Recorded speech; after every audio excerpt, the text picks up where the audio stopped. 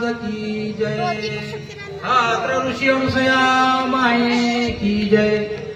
आनंद चिंतन श्री गुरुदेव दत्त। देवादत्ता देवादत्ता देवादत्ता देवादत्ता देवादत्ता देवादत्ता देवादत्ता देवादत्ता देवादत्ता देवादत्ता देवादत्ता देवादत्ता देवादत्ता देवादत्ता देवादत्ता देवा हो दत्ता दत्ता देवा हो दत्ता दत्ता देवा हो दत्ता दत्ता देवा दत्ता दत्ता देवा हो दत्ता दत्ता देवा हो दत्ता दत्ता देवा हो दत्ता दत्ता देवा दत्ता दत्ता देवादत्ता देवादत्ता देवादत्ता देवादत्ता देवादत्ता देवादत्ता देवादत्ता देवादत्ता दत्ता देवादत्ता दत्ता देवादत्ता दत्ता देवादत्ता दत्ता देवादत्ता दत्ता देवादत्ता दत्ता देवादत्ता दत्ता देवादत्ता दत्ता देवादत्ता देवादत्ता देवादत्ता देवादत्ता देवादत्ता देवादत्ता देवादत्ता देवादत्ता देवादत्ता देवादत्ता देवादत्ता देवादत्ता देवादत्ता देवादत्ता देवा हो दत्ता दत्ता देवा हो दत्ता दत्ता देवा हो दत्ता दत्ता देवा हो दत्ता दत्ता देवा हो दत्ता दत्ता देवा हो दत्ता दत्ता देवा हो दत्ता दत्ता देवा हो दत्ता दत्ता देवादत्ता देवादत्ता देवादत्ता देवादत्ता देवादत्ता देवादत्ता देवादत्ता सद्गुरु महाराज की जय। अत्रेवसया माये की जय। आनंद चिंतन श्री गुरुदेव महाराज जय जय दत्तराज महाराज जय जय दत्तराज महाराज जय जय दत्तराज महाराज जय जय दत्तराज महाराज जय जय दत्तराज महाराज जय जय दत्तराज महाराज जय जय दत्तराज महाराज जय दत्तराज महाराज जय जय दत्तराज महाराज जय जय दत्तराज महाराज जय जय दत्तराज महाराज जय जय दत्तराज महाराज जय जय दत्तराज महाराज। देवाची पूजा करू घ्या। अगोचर रूप देवा अगोचर रूप देवा देवा अगोचर रूप देवा पाहता रूप दे भाव पाहता रूप दे भाव पाहता रूप दे भाव पाई रूप ले मना पाई रूप ले मना पाई रूप ले मना पाई रूप ले मना तुझे देई ध्याता ध्यान ध्यान ध्यान तुझे देई ध्याता ध्यान ध्यान ध्यान पाई रूप ले मान पाई रूप ले मान पाई रूप ले बाह्य रूपले मन गोचर रूप देवा गोचर रूप देवा गोचर रूप देवा गुरुराज गुरुराज गुरुराज गुरुराज गुरुराज गुरुराज गुरुराज गुरुराज गुरुराज नेत्र पुष्टी बैसवील नेत्र पुष्टी बैसवील ब्रह्मानंदी झाली दाटी ब्रह्मानंदी झाली दाटी ब्रह्मानंदी झाली दाटी ब्रह्मानंदी झाली दाटी गुरुराज गुरुराज गुरुराज गुरुराज गुरुराज गुरुराज गुरुराज गुरुराज गुरुराज दिगंबर माझ दत्त दिगंबर माझ दत्त दिगंबर माझ पायी रूपले मन पायी रूपले मन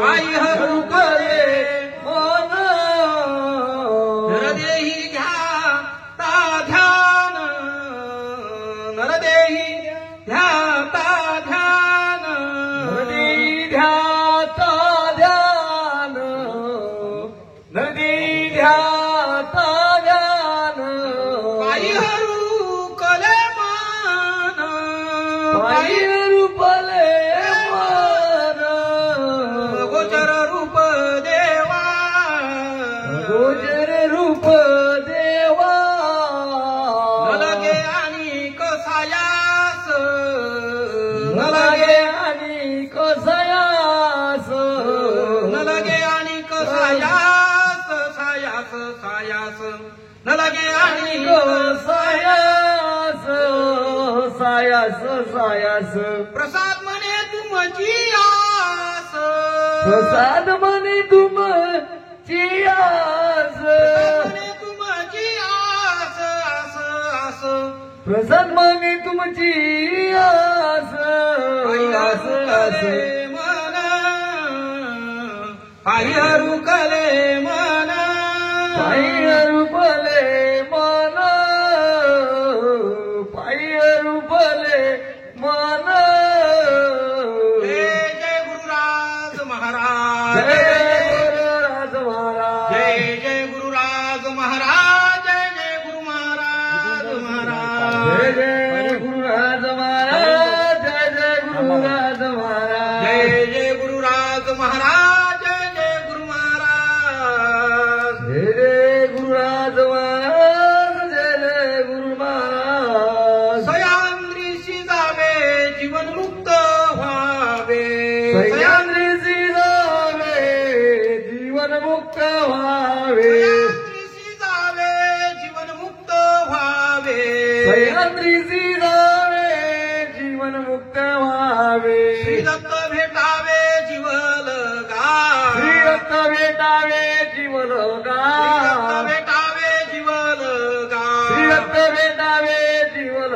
गा जन हे सुखाचे दिल्या घेतल्याचे जन हे सुखाचे दिल्या घेतल्याचे जन हे सुखाचे दिल्या घेतल्याचे जन हे सुखाचे दिल्या घेतल्याचे दुःख समयाला नाही कोणी दुःख समयाला नाही कोणी दुःख समयाला नाही कोणी दुःख समयाला नाही कोणी बाळगीर म्हणे दास पावे दासाशी बाळगीर म्हणे पावे दासाशी मनाचे भ्रमणे जाई तेव्हा मनाचे भ्रमणे जाईल तेव्हा मनाचे भ्रमणे जाईल तेव्हा मनाचे भ्रमणे जाईल तेव्हा सह्याद्रीशी जावे जीवन मुक्त व्हावे सह्याद्रीशी जावे जीवन मुक्त व्हावे श्री दत्त भेटावे जीवन गा श्री दत्त भेटावे जीवन गा जय जय दत्तराज महाराज जय जय दत्तराज महाराज जय जय दत्तराज महाराज जय जय दत्तराज जय जय दत्तराज महाराज, जय जय दत्तराज महाराज, जय जय दत्तराज महाराज, जय जय दत्तराज महाराज, जय जय दत्तराज महाराज, जय जय दत्तराज महाराज, सद्गुरु महाराज की जय, अतृषणसया माये की जय, आनंद देवा दत्ता दत्ता देवा दत्ता दत्ता, देवा दत्ता दत्ता, देवा दत्ता दत्ता, देवा दत्ता दत्ता, देवा दत्ता दत्ता, देवा दत्ता दत्ता, देवा दत्ता दत्ता, देवा दत्ता दत्ता, देवा दत्ता दत्ता,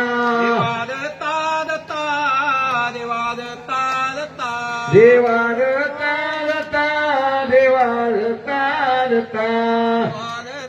दत्ता, देवा दत्ता दत्ता, देवा दत्ता दत्ता, देवा दत्ता दत्ता, देवा दत्ता दत्ता, देवा दत्ता दत्ता, देवा दत्ता दत्ता, महाराज की जय, अतृषणसया माये की जय, आनंद जिंद्रांद्री गुरुदेव दत्त, नमन माझे गुरुराया महाराज दत्तात्रया, महाराज दत्तात्रया, महाराज दत्तात्रया, नमन माझे गुरुराया महाराज दत्तात्रया, नमन माझे गुरुराया महाराज दत्तात्रया, तुझी अवधूत मूर्ती माझ्या जीवाची विश्रांती, तुझी अवधूत मूर्ती माझ्या जीवाची विश्रांती, तुझी अवधूत मूर्ती माझ्या जीवाची विश्रांती, तुझी अवधूत मूर्ती माझ्या जीवाची विश्रांती,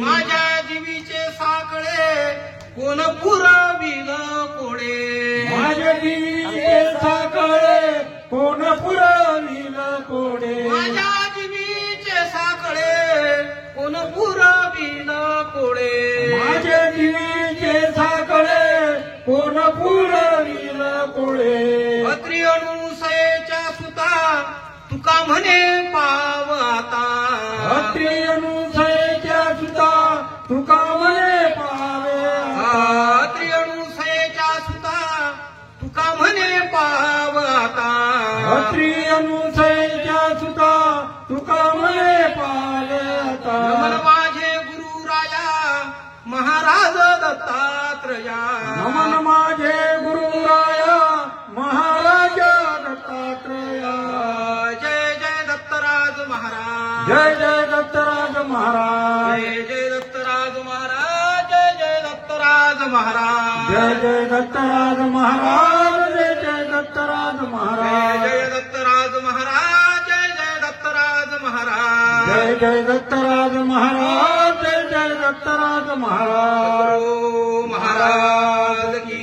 जय, अतृषणसया माये की जय, आनंद जिंद्रांद्री गुरुदेव दत्त, गुरु चंचल भारती महाराज की जय.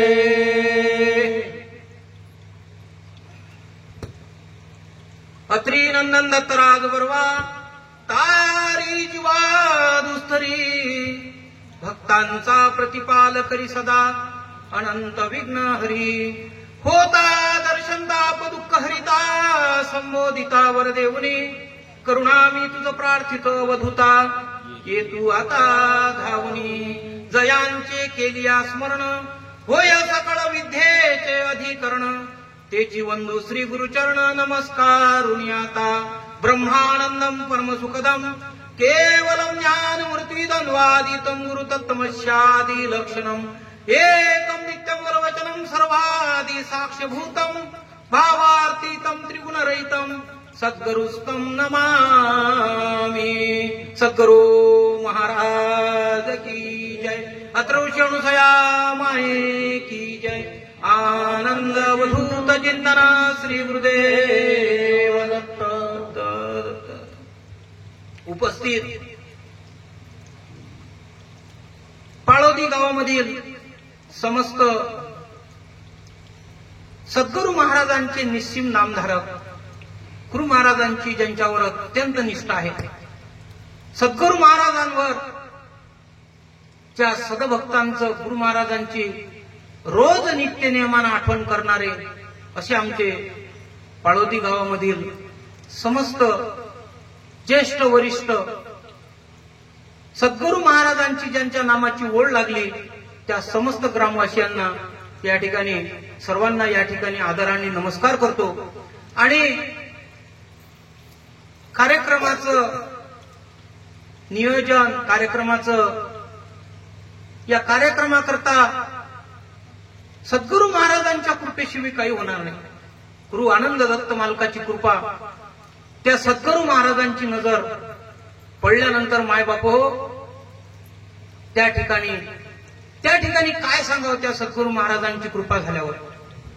तशा प्रकारची कृपा आज आपल्या समस्त गावावर, परिसरातील समस्त सदभक्तावर, नामधारकावर गुरु महाराजांची कृपा झाली.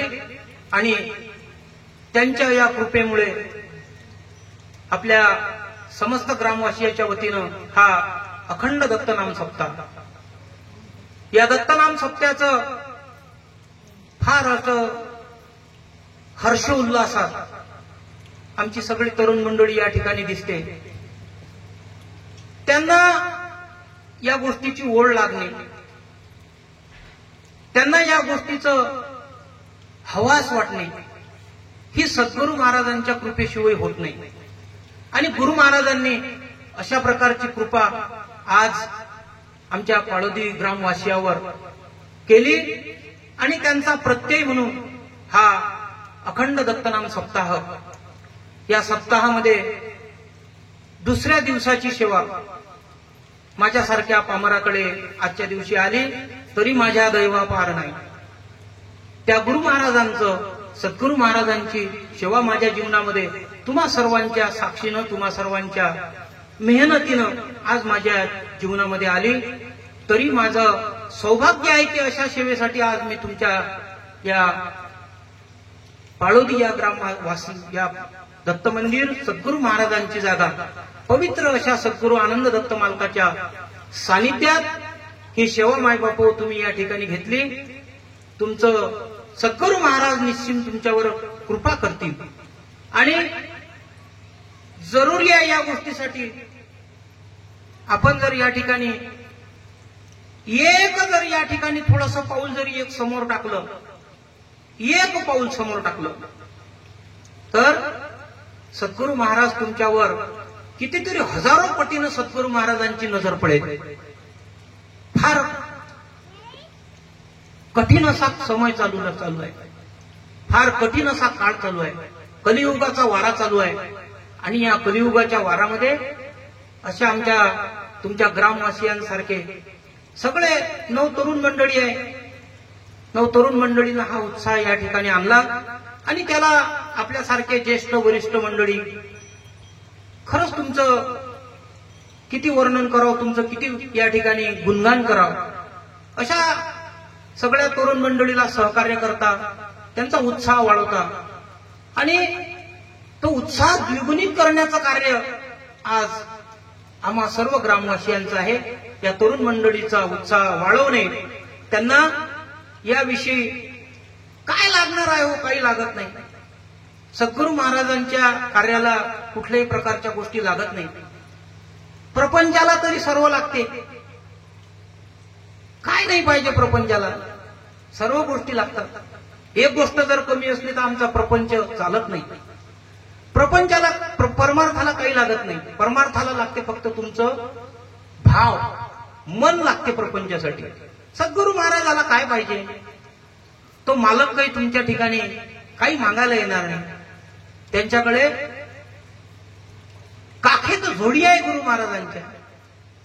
गुरु महाराज काही कोणाला मागायला येत नाही, गुरु महाराजांना काही मागायची गरज नाही. परंतु गुरु महाराज आपल्याला आपला भाव मागतात, श्रद्धा मागतात. आणि ही श्रद्धा जर आपली गुरु महाराजांवर आहे तर मायबापू परमार्थाचं काम थांबणार नाही, परमार्थाचं काम नित्य नेमानं होत राहील. प्रपंच परमार्थ करतील दोन्ही तयाशी निर्वाणी सुख होय. प्रपंच आणि परमार्थ ह्या दोन्ही गोष्टी जे सद्भक्त करतात त्यांना सद्गुरू महाराजांची कृपा झाल्याशिवाय राहणार नाही. आणि प्रपंच तरी करावा लागतो, प्रपंच तरी करावा लागतो, परमार्थ तुम्हाला करावा लागतो. प्रपंच केला काय नाही केला काय? कोणाचा प्रपंच थांबला? सांगा ना मला, कोणाचा प्रपंच थांबला गावातला? कोणाचाच प्रपंच नाही थांबला. 1980चा काळ होता, खायला अन्न नव्हतं, आपण मिलो गहू खाल्ला, पण तरी प्रपंच चालूच आहे. प्रपंच बंद नाही. पण परमार्थ तुम्ही केल्याशिवाय होत नाही. परमार्थाला तुम्ही हजर असावं लागते. त्यामुळे तुम्हा मायबापांना विनंती आहे की या महाराजांच्या कृपेमुळे जे असं अखंड कार्य या ठिकाणी आयोजन केलेलं आहे त्या कार्याला सहकार्य करा. त्या कार्याला आपल्याकडून काय मदत होते, आपल्याकडून काय आपण सद्गुरू महाराजांची सेवा करू शकतो, ती सेवा मायबापू करण्याचा प्रयत्न करा. सद्गुरू महाराज जे आहेत ते तुमची अखंड हाक ऐकण्यासाठी या ठिकाणी उपस्थित आहेत. त्यामुळे अशा प्रकारचं कार्य करणारे आमचे सर्व गावकरी मंडळी, आमची तरुण मंडळी, आमच्या मायमावल्या, आमचे ज्येष्ठ वरिष्ठ सगळे मंडळी यांचं या ठिकाणी स्वागत करतो. आणि माझ्या आजच्या या दुसऱ्या दिवसाच्या सेवेला तुम्हा सर्व मायबापांच्या साक्षीनं या ठिकाणी सुरुवात करण्याचा प्रयत्न करतो. सेवेकरता निवडलेला अभंग जो आहे अवघ्या 4 चरणाचा अभंग आहे. आणि परज्ञानाचे अभ्यासक ज्यांनी जीवाची सद्गती करून ठेवलेली आहे, जीवाला सद्गतीचा मार्ग दाखवला, ते परज्ञानाचे अभ्यासक संत बाळगुरु महाराज यांचा अवघा 4 चरणाचा अभंग आहे. अभंगामध्ये गुरु महाराजांनी सांगितलं, थोडक्यात भावार्थ अभंगाचा हा आहे की जीवाला सद्गुरू महाराज या ठिकाणी बोध करतात, जीवाला सद्गतीचा मार्ग दाखवतात. आणि सद्गतीचा मार्ग दाखवतात असताना सद्गुरू महाराज या ठिकाणी जीवाला आवर्जून सांगतात, जीवाला या प्रपंचामध्ये अटकलेल्या जीवाला सद्गुरू महाराज बोलतात, जीवाशी संभाषण करतात, जीवाला समोर बसवितात, जीवाशी संभाषण करतात आणि जीवाला सांगतात सह्याद्रीशी जावे जीवनमुक्त व्हावे. गुरु महाराज म्हणतात सह्याद्रीशी जावे जीवनमुक्त व्हावे. या 2 शब्दामध्ये मायबापो गुरु महाराजांची आर्त हाक आपल्याला ऐकायला भेटते. गुरु महाराज म्हणतात की या जीवनामध्ये आल्यानंतर, मानव देहामध्ये आल्यानंतर, मानवाचा देह या ठिकाणी प्राप्त केल्यानंतर, मानवाचा जन्म कधी प्राप्त होते? पहिल्यांदा तो मानवाचा जन्म कधी प्राप्त होते हे पाहावं लागेल. कारण फार दुर्मिळ असा जन्म जो आहे तो मानव जातीचा आहे. 184 फिरून 184च्या फेऱ्या केल्यानंतर 83,99,999 जन्म घेतल्यानंतर हा मानवाची योनी प्राप्त आहे. आणि जीवनामध्ये या जगामध्ये आल्यानंतर फक्त मानव जन्मामध्येच गुरु महाराजांचं भजन आहे, बाकीच्या योनीमध्ये नाही. बाकीच्या योनीमध्ये संसार, आहार, निद्रा, भय, मैथुन ह्या सगळ्या योनीला लागलेल्या सगळ्या गोष्टी त्या योनीला आहेत. पण मानव जन्माला गुरु महाराजांची भक्ती लागली. मानवाला समजते की मला सद्गुरू महाराजांचं भजन करावं लागते, सद्गुरू महाराजांचं पूजन करावं लागते. आणि त्यांच्या कृपेनं या ठिकाणी आपण त्यांच्या सद्गुरू महाराजांच्या कृपेमुळे आज मानव जन्मामध्ये या ठिकाणी आलेलो आहोत. मानवाच्या योनीमध्ये आपण सद्गुरू महाराजांच्या कृपेने आलेलो आहोत. तसं जर पाहिलं तर जीवनामध्ये दोन्ही खांद्यावर जे चित्रगुप्त बसलेले आहेत, ते चित्रगुप्त जे आहेत ते रोजचं रेकॉर्ड लिहून ठेवतात, किती पाप झालं, किती पुण्य झालं. पुण्याचा सगळा उलगडा जो आहे तो चित्रगुप्त करतात. आणि ज्या वेळेस सद्गुरू महाराजांच्या दरबारामध्ये हा जीव हजर होतो त्यावेळेस गुरु महाराज सांगतात, काळा यांचं रेकॉर्ड, ते सांगतात, देवा पाप झालं जीवाकडून, झाला 28 नरक कुंडे त्या ठिकाणी, 28 नरकाच्या सगळ्या गोष्टी आहेत त्या ठिकाणी त्या जीवाला घातल्या जाते. पाप पुण्याची समान झालं, पापही त्या तागड्यामध्ये सारखं झालं आणि पुण्यही सारखं झालं. त्यावेळेस मानव जन्मामध्ये, मानव योनीमध्ये त्यावेळेस या जीवाला टाकल्या जाते. केव्हा टाकल्या जाते? जेव्हा पाप पुण्य समान झालं. त्यामुळे सद्गुरू महाराजांनी असा अमोल या ठिकाणी नरदेह आपल्याला प्राप्त झाला. आणि या नरदेहाचं हित जर करायचं असेल, सद्गुरू महाराजांच्या या दिलेल्या शरीराचं या ठिकाणी या जीवाचं हित जर करायचं असेल मायबापो, तर सद्गुरू महाराजांच्या चरणाला लागावं लागेल. गुरु महाराजांची भक्ती करावी लागेल. गुरु महाराजांची भक्ती केल्यानंतर या भवसागरातून, या भवदुःखातून गुरु महाराज या जीवाला तारून नेतात. गुरु महाराज कृपा करतात या जीवावर, परंतु कृपा करण्यासाठी आपल्याला त्यांची आठवण करावी लागेल, त्यांचं स्मरण करावं लागेल, त्यांच्या आठवणीमध्ये राहावं लागेल. त्या गुरु महाराजांची आपल्याला नित्य नियमानं वेळोवेळी 21,600 श्वास घेतो आपण दिवसाचे. किती? बोलत राहा, कारण आता मी काही तुमच्यातला पोरगा आहो दुसरा, मला काही जास्त तुम्ही सांगितलं म्हणजे मी ते 21,600 श्वास रोजचे आहेत आपले. या प्रत्येक श्वासावर गुरु महाराजांचं नाव घेतलं पाहिजे.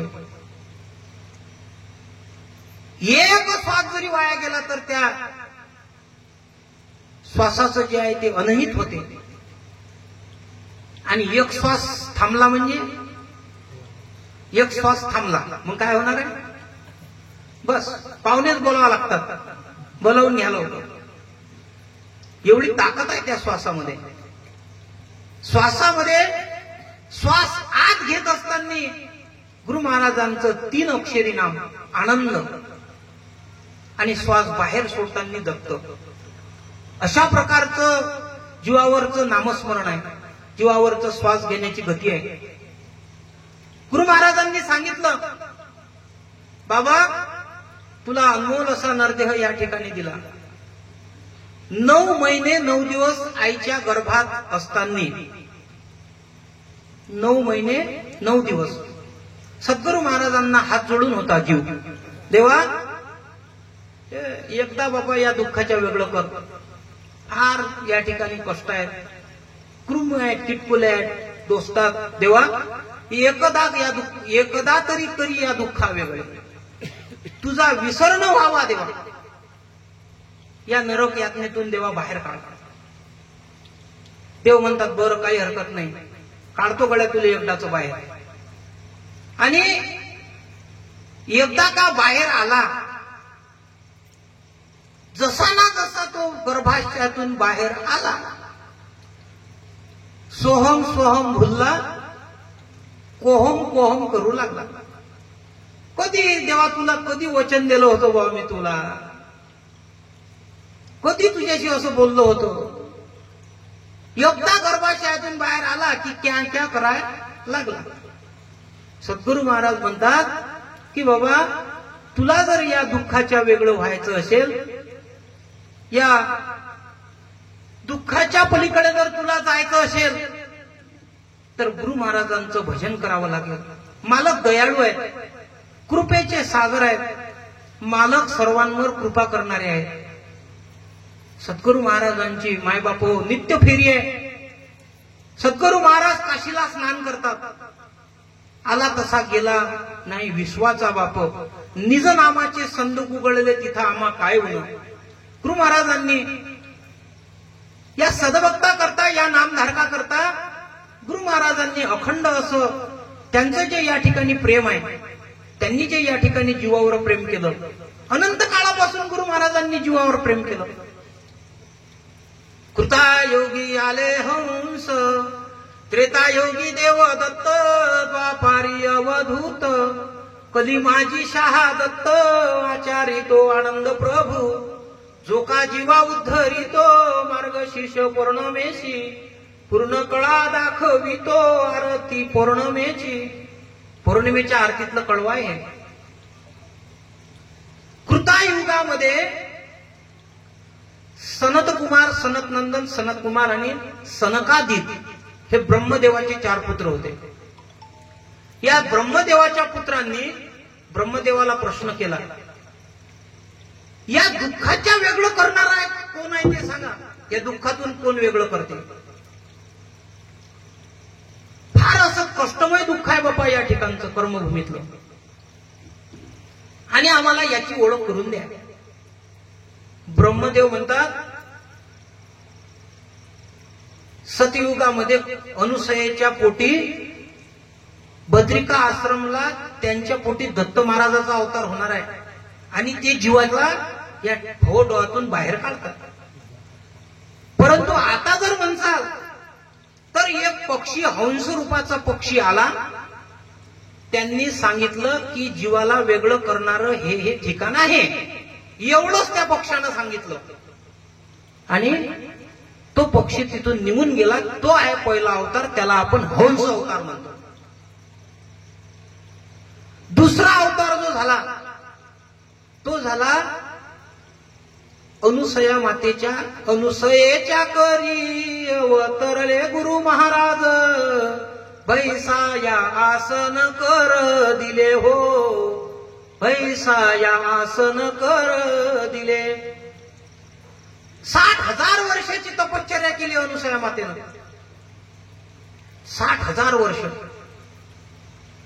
माय बाप,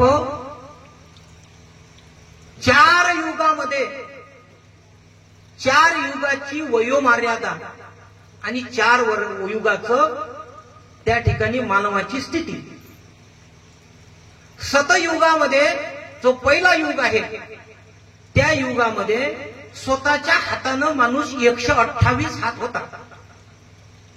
किती? 28 हात. 28 हात. आणि त्याचं वयोमर्यादा होतं 1,00,000 वर्ष जीवन जगत होता जीव. 1,000 वर्ष आईचं दूध पित होता जीव. 1,000 वर्ष स्वतःच्या हातानं 28 हात उंच. कृता सतयुगामध्ये. त्याच्यानंतरचं दुसरं युग लागलं ते होतं कृतायुग. 10,000 वर्ष आयुष्य मर्यादा जीवाची. स्वतःच्या हातानं 14 हात चालला घटत घटत. कृतायुग, सतयुगाची जे कालगणना होती ती होती 32,00,000 वर्ष. 14 हातानं, स्वतःचा हातानं माणूस 14 हात. सतयुगामध्ये 21 हत्तीची ताकद प्रत्येक मानवात होती. 21 हत्ती. कृतायुगामध्ये स्वतःच्या हातानं 14 हात, 10,000 आयुष्य. कालमर्यादा जी युगाची होती ती 32 ची 16 लक्ष झाली घटत घटत. तिसरं युग लागलं द्वापार युग, श्रीकृष्ण परमात्म्याचं युग. द्वापार युगामध्ये स्वतःच्या हातानं मनुष्य 7 हात, आयुष्य मर्यादा 1,000 वर्ष. आणि माणूस त्या टाइमला, त्या युगामध्ये फार असं प्रचंड देवकार्य त्या युगामध्ये केलं जीवानं. सत्ययुगामध्ये आत्म उपासना एकनिष्ठ. सतयुगामध्ये काय केलं जीवानं? आत्म उपासना केली. आत्म उपासना केली. लक्ष फळ भोगिता जीवाचे नाही चुकले कष्ट. द्वापार युगामध्ये भक्ती, सत्य, वैकुंठ, कैलास, सहस्त्र फळ भोगिता जीवाचे नाही चुकले कष्ट. तिसरा युग लागला तो द्वापार युग. द्वापार युगानंतर चौथा युग जो लागला तो लागला कलियुग. कलियुगाची मानवाची स्वतःच्या हातानं 3.5 हात उंची, आयुष्य मर्यादा 100 वर्ष, आणि कलियुगाची वयोमर्यादा 4 लाख वर्ष. 16 लाखाची 8 वर आली द्वापारा, आणि द्वापाराची कलियुगामध्ये 4 लक्षावर आली वयोमर्यादा. अशा प्रकारची युगाची मांडणी आणि जीवाची मांडणी. द्वापारामध्ये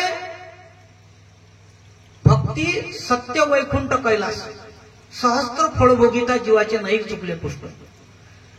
कलयुगी भक्ती, दान, धर्म, तीर्थाटन. कलियुगामध्ये जीवाला तीर्थाटन लागलं. दान, धर्म, तीर्थाटन. सहस्त्र, त्या ठिकाणी 100 वर्षाचं आयुष्य जगून सुद्धा लाखो प्रकारचे तीर्थ करून. किती तीर्थ आहेत आपल्या भारतामध्ये?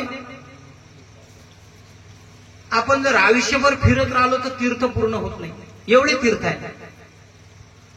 जुन्या काळामध्ये एक तीर्थ पूर्ण करण्यासाठी 8 वर्ष लागत, एक तीर्थ पूर्ण करणे.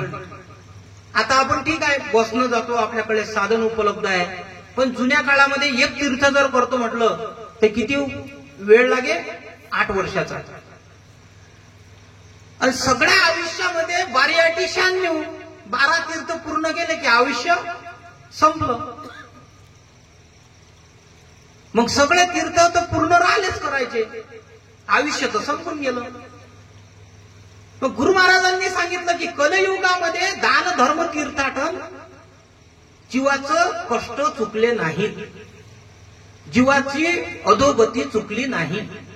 कारण तीर्थाटन पूर्ण या जीवाच्यानं होत नाही. तीर्थाटन केल्यानंतर त्या जीवाला त्या सद्गुरु महाराजांची आठवण होत नाही. तीर्थाटन केल्यानंतर सहज पाहा ना तुम्ही, एखाद्या वेळेस एखादा जर आपली कोणी गावातली मंडळी असेल तसं कॉलरला हात ठेवून सांगतात काशीला गेलो होतो आम्ही, म्हणजे त्याला अभिमान, मी गेलो होतो, हा अभिमान जागृत होते तीर्थाटन केल्यानं. त्याच्यामुळे त्यामध्ये सद्गती नाही. सद्गती जी आहे ती गुरु महाराजांच्या नामामध्ये आहे, गुरु महाराजांच्या भक्तीमध्ये आहे. म्हणून मालकांनी त्या ठिकाणी या जीवाला सांगण्यासाठी वेळोवेगळी अवतार कार्य केलं. जीवाला खरा जीवाचा धर्म सांगण्यासाठी गुरु महाराज या ठिकाणी आले. आणि अनुसया मातेच्या कृपेनं, अनुसया मातेची या जीवावर कृपा, माया आहे ते, मायलाच या जीवाची दया आली. पहा तुम्ही, हा सगळा जो या ठिकाणी खटाटोप आहे, जीवाला तारण्याचा जो खटाटोप आहे, तो स्त्रीनं मानव जातीला तारण्याचा प्रयत्न केला. आणि म्हणून अनुसया मातेची या जीवावर कृपा झाली. 60,000 वर्षाची तपश्चर्या केली अनुसया मातेनं. आणि अत्र ऋषी महाराजांचं त्या अनुसया मातेला सोबती. अनुसया मातेनं काय केलं? अतिथी देव होत, तिथी आलेला जो त्या ठिकाणी त्यांच्या दारामध्ये होता, त्या सर्वांची मायनं सेवा केली. जो येईल त्याची सेवा केली. अतिथी देवो भव. कोण आलं अनुसया मातेच्या दारामध्ये? ब्रह्मा, विष्णू, महेश आले अनुसयाच्या दारामध्ये. अनुसया मातेनं दोन्ही हात जोडले. सांगा देवा, आमची कशी आठवण झाली आज,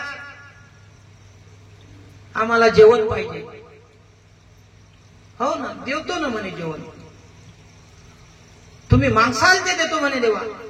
तुम्ही बोला काय पाहिजे. आम्ही आणलेल्या गारांचा भात करून द्या. माय म्हणे काही हरकत नाही, गारांचा भात करून देतो.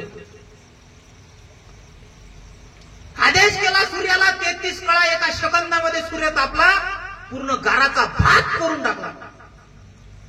एवढी ताकद होती मायच्या शक्तीमध्ये. एका सेकंदामध्ये गारांचा सगळा भात केला. बसा म्हणे, तुम्हाला आसन टाकतो. ते म्हणे तसं नाही पाहिजे, आम्हाला नग्न जेवण पाहिजे. काही हरकत नाही म्हणे, तुम्ही म्हणसाल ते तुमचं जे आहे, तुमची मी या सेवेसाठी या ठिकाणी उपस्थित झालेली आहे. आमचे घरमालक घरी येऊ द्या. अत्रो ऋषी महाराज तपश्चर्याला बसले होते. नामस्मरण केलं. देवा अशा अशा प्रकारचं सगळं कार्य आहे. आले अत्रो ऋषी महाराज. कमंडलूतलं पाणी टाकल्याबरोबर तिन्ही देव बाळ झाले. छोटे छोटे 2-2 महिन्याचे बाळ. अनुसया मातेनं स्तनपान केलं. स्तनपान करून तिन्ही देवांना तृप्त केलं. अनुसया मातेनं 6 महिन्यापर्यंत बाळ वागवले. सृष्टीचा सगळा कारभार थांबला. तिन्ही देवाकडे तिन्ही कामं होते. ब्रह्म देवाकडे जीवाची उत्पत्ती, विष्णू देवाकडे जीवाचं पालन पोषण आणि शंकर भगवानजीकडे या सृष्टीचा समाप्ती. तिन्ही कामं थांबून गेले. तिन्ही देवा आल्या. बापा आमचे देव आम्हाला परत द्या. सृष्टीचा कारभार थांबला. ती म्हणे बा मी तर काही थांबवलं नाही. तुमच्या देवाची मी तृप्त केली, त्यांना बाळ केलं, तुम्ही तुमचे देव घेऊन जा. अशा प्रकारचं अनुसया मातेचं कार्य. अत्रो ऋषी महाराजांची तपश्चर्या. त्यांच्या तपश्चर्येपोटी सद्गुरू आनंद दत्त मालकांनी निर्गुण निराकार मालक या ठिकाणी निर्गुणाचा सगुण झाला भक्ता कारण. निर्गुण निराकार मालक होते, सगुण झाले भक्तासाठी मानव रूपात आले. कर्मभोग जळला जीव हा झाला परदेशी. कर्म कराया निरसन सद्गुरू झाले संन्यासी. गुरु महाराजांनी संन्यासाचं रूप घेतलं. कोणाच्या रूपात आले मालक? संन्याशाच्या रूपामध्ये. आणि संन्याशाचं रूप घेतलं. संन्याशाच्या रूपामध्ये या ठिकाणी जीवाला जे हे कर्मभोग लागला, तो कर्मभोगाचं निरसन करण्यासाठी मालकांनी संन्याशाचं रूप घेतलं. आणि मालकाची रोज फेरी, काशीला स्नान, पांचाळेश्वरला भोजन, कोल्हापूरला भिक्षा, पंढरपूरला चंदन लिहिणे, अबू पर्वतात महाराज नामस्मरण आणि माहूरला निद्रा. सद्गुरू महाराजांची रोज फेरी आहे माय बापू. गुरु महाराज रोज हे गोष्ट करतात. सदभक्तांच्या रक्षणाकरता गुरु महाराज रोज हे कार्य गुरु महाराजांचं आहे. कृपेचे सागर आहेत मालक. ज्या सदभक्तांनी आर्ततेनं हाक दिले, गुरु महाराज त्या ठिकाणी उपस्थित होतात. कशामुळे उपस्थित होतात? आनंद पूजेमध्ये छोटासा 88 ओव्यांचा ग्रंथ आहे आनंद पूजा. आपल्या घरी जर नसेल तर अवश्य घेऊन या हा ग्रंथ. बऱ्याचशा ठिकाणी हा छोटासा ग्रंथ भेटते. तरोळा मठामध्ये हा ग्रंथ उपलब्ध आहे. माहूरकडे उपलब्ध आहे. सद्गुरू महाराजांना प्रश्न विचारतात. दत्तात्रय महाराजांना दलालदन महाराज हात जोडून प्रश्न विचारतात. देवा, सदभक्तांच्या रक्षणाकरता तुमचं नाव जे घेतात, तुमचं नाव ज्यांच्या मुखामध्ये आहे, त्यांना तर देवा तुम्ही तारून नेताच हो. तुम्ही त्यांच्याकरता उपस्थितच होता. कैसा उद्धार पापिया जीवा. बोले त्या दत्त महाराजांना प्रश्न करतात दलालदन राजा. देवा, सद्गुरू महाराजा, कैसा उद्धार पापिया जीवा, याचा निसंदेह फेडावा माझे सद्गुरू स्वामी.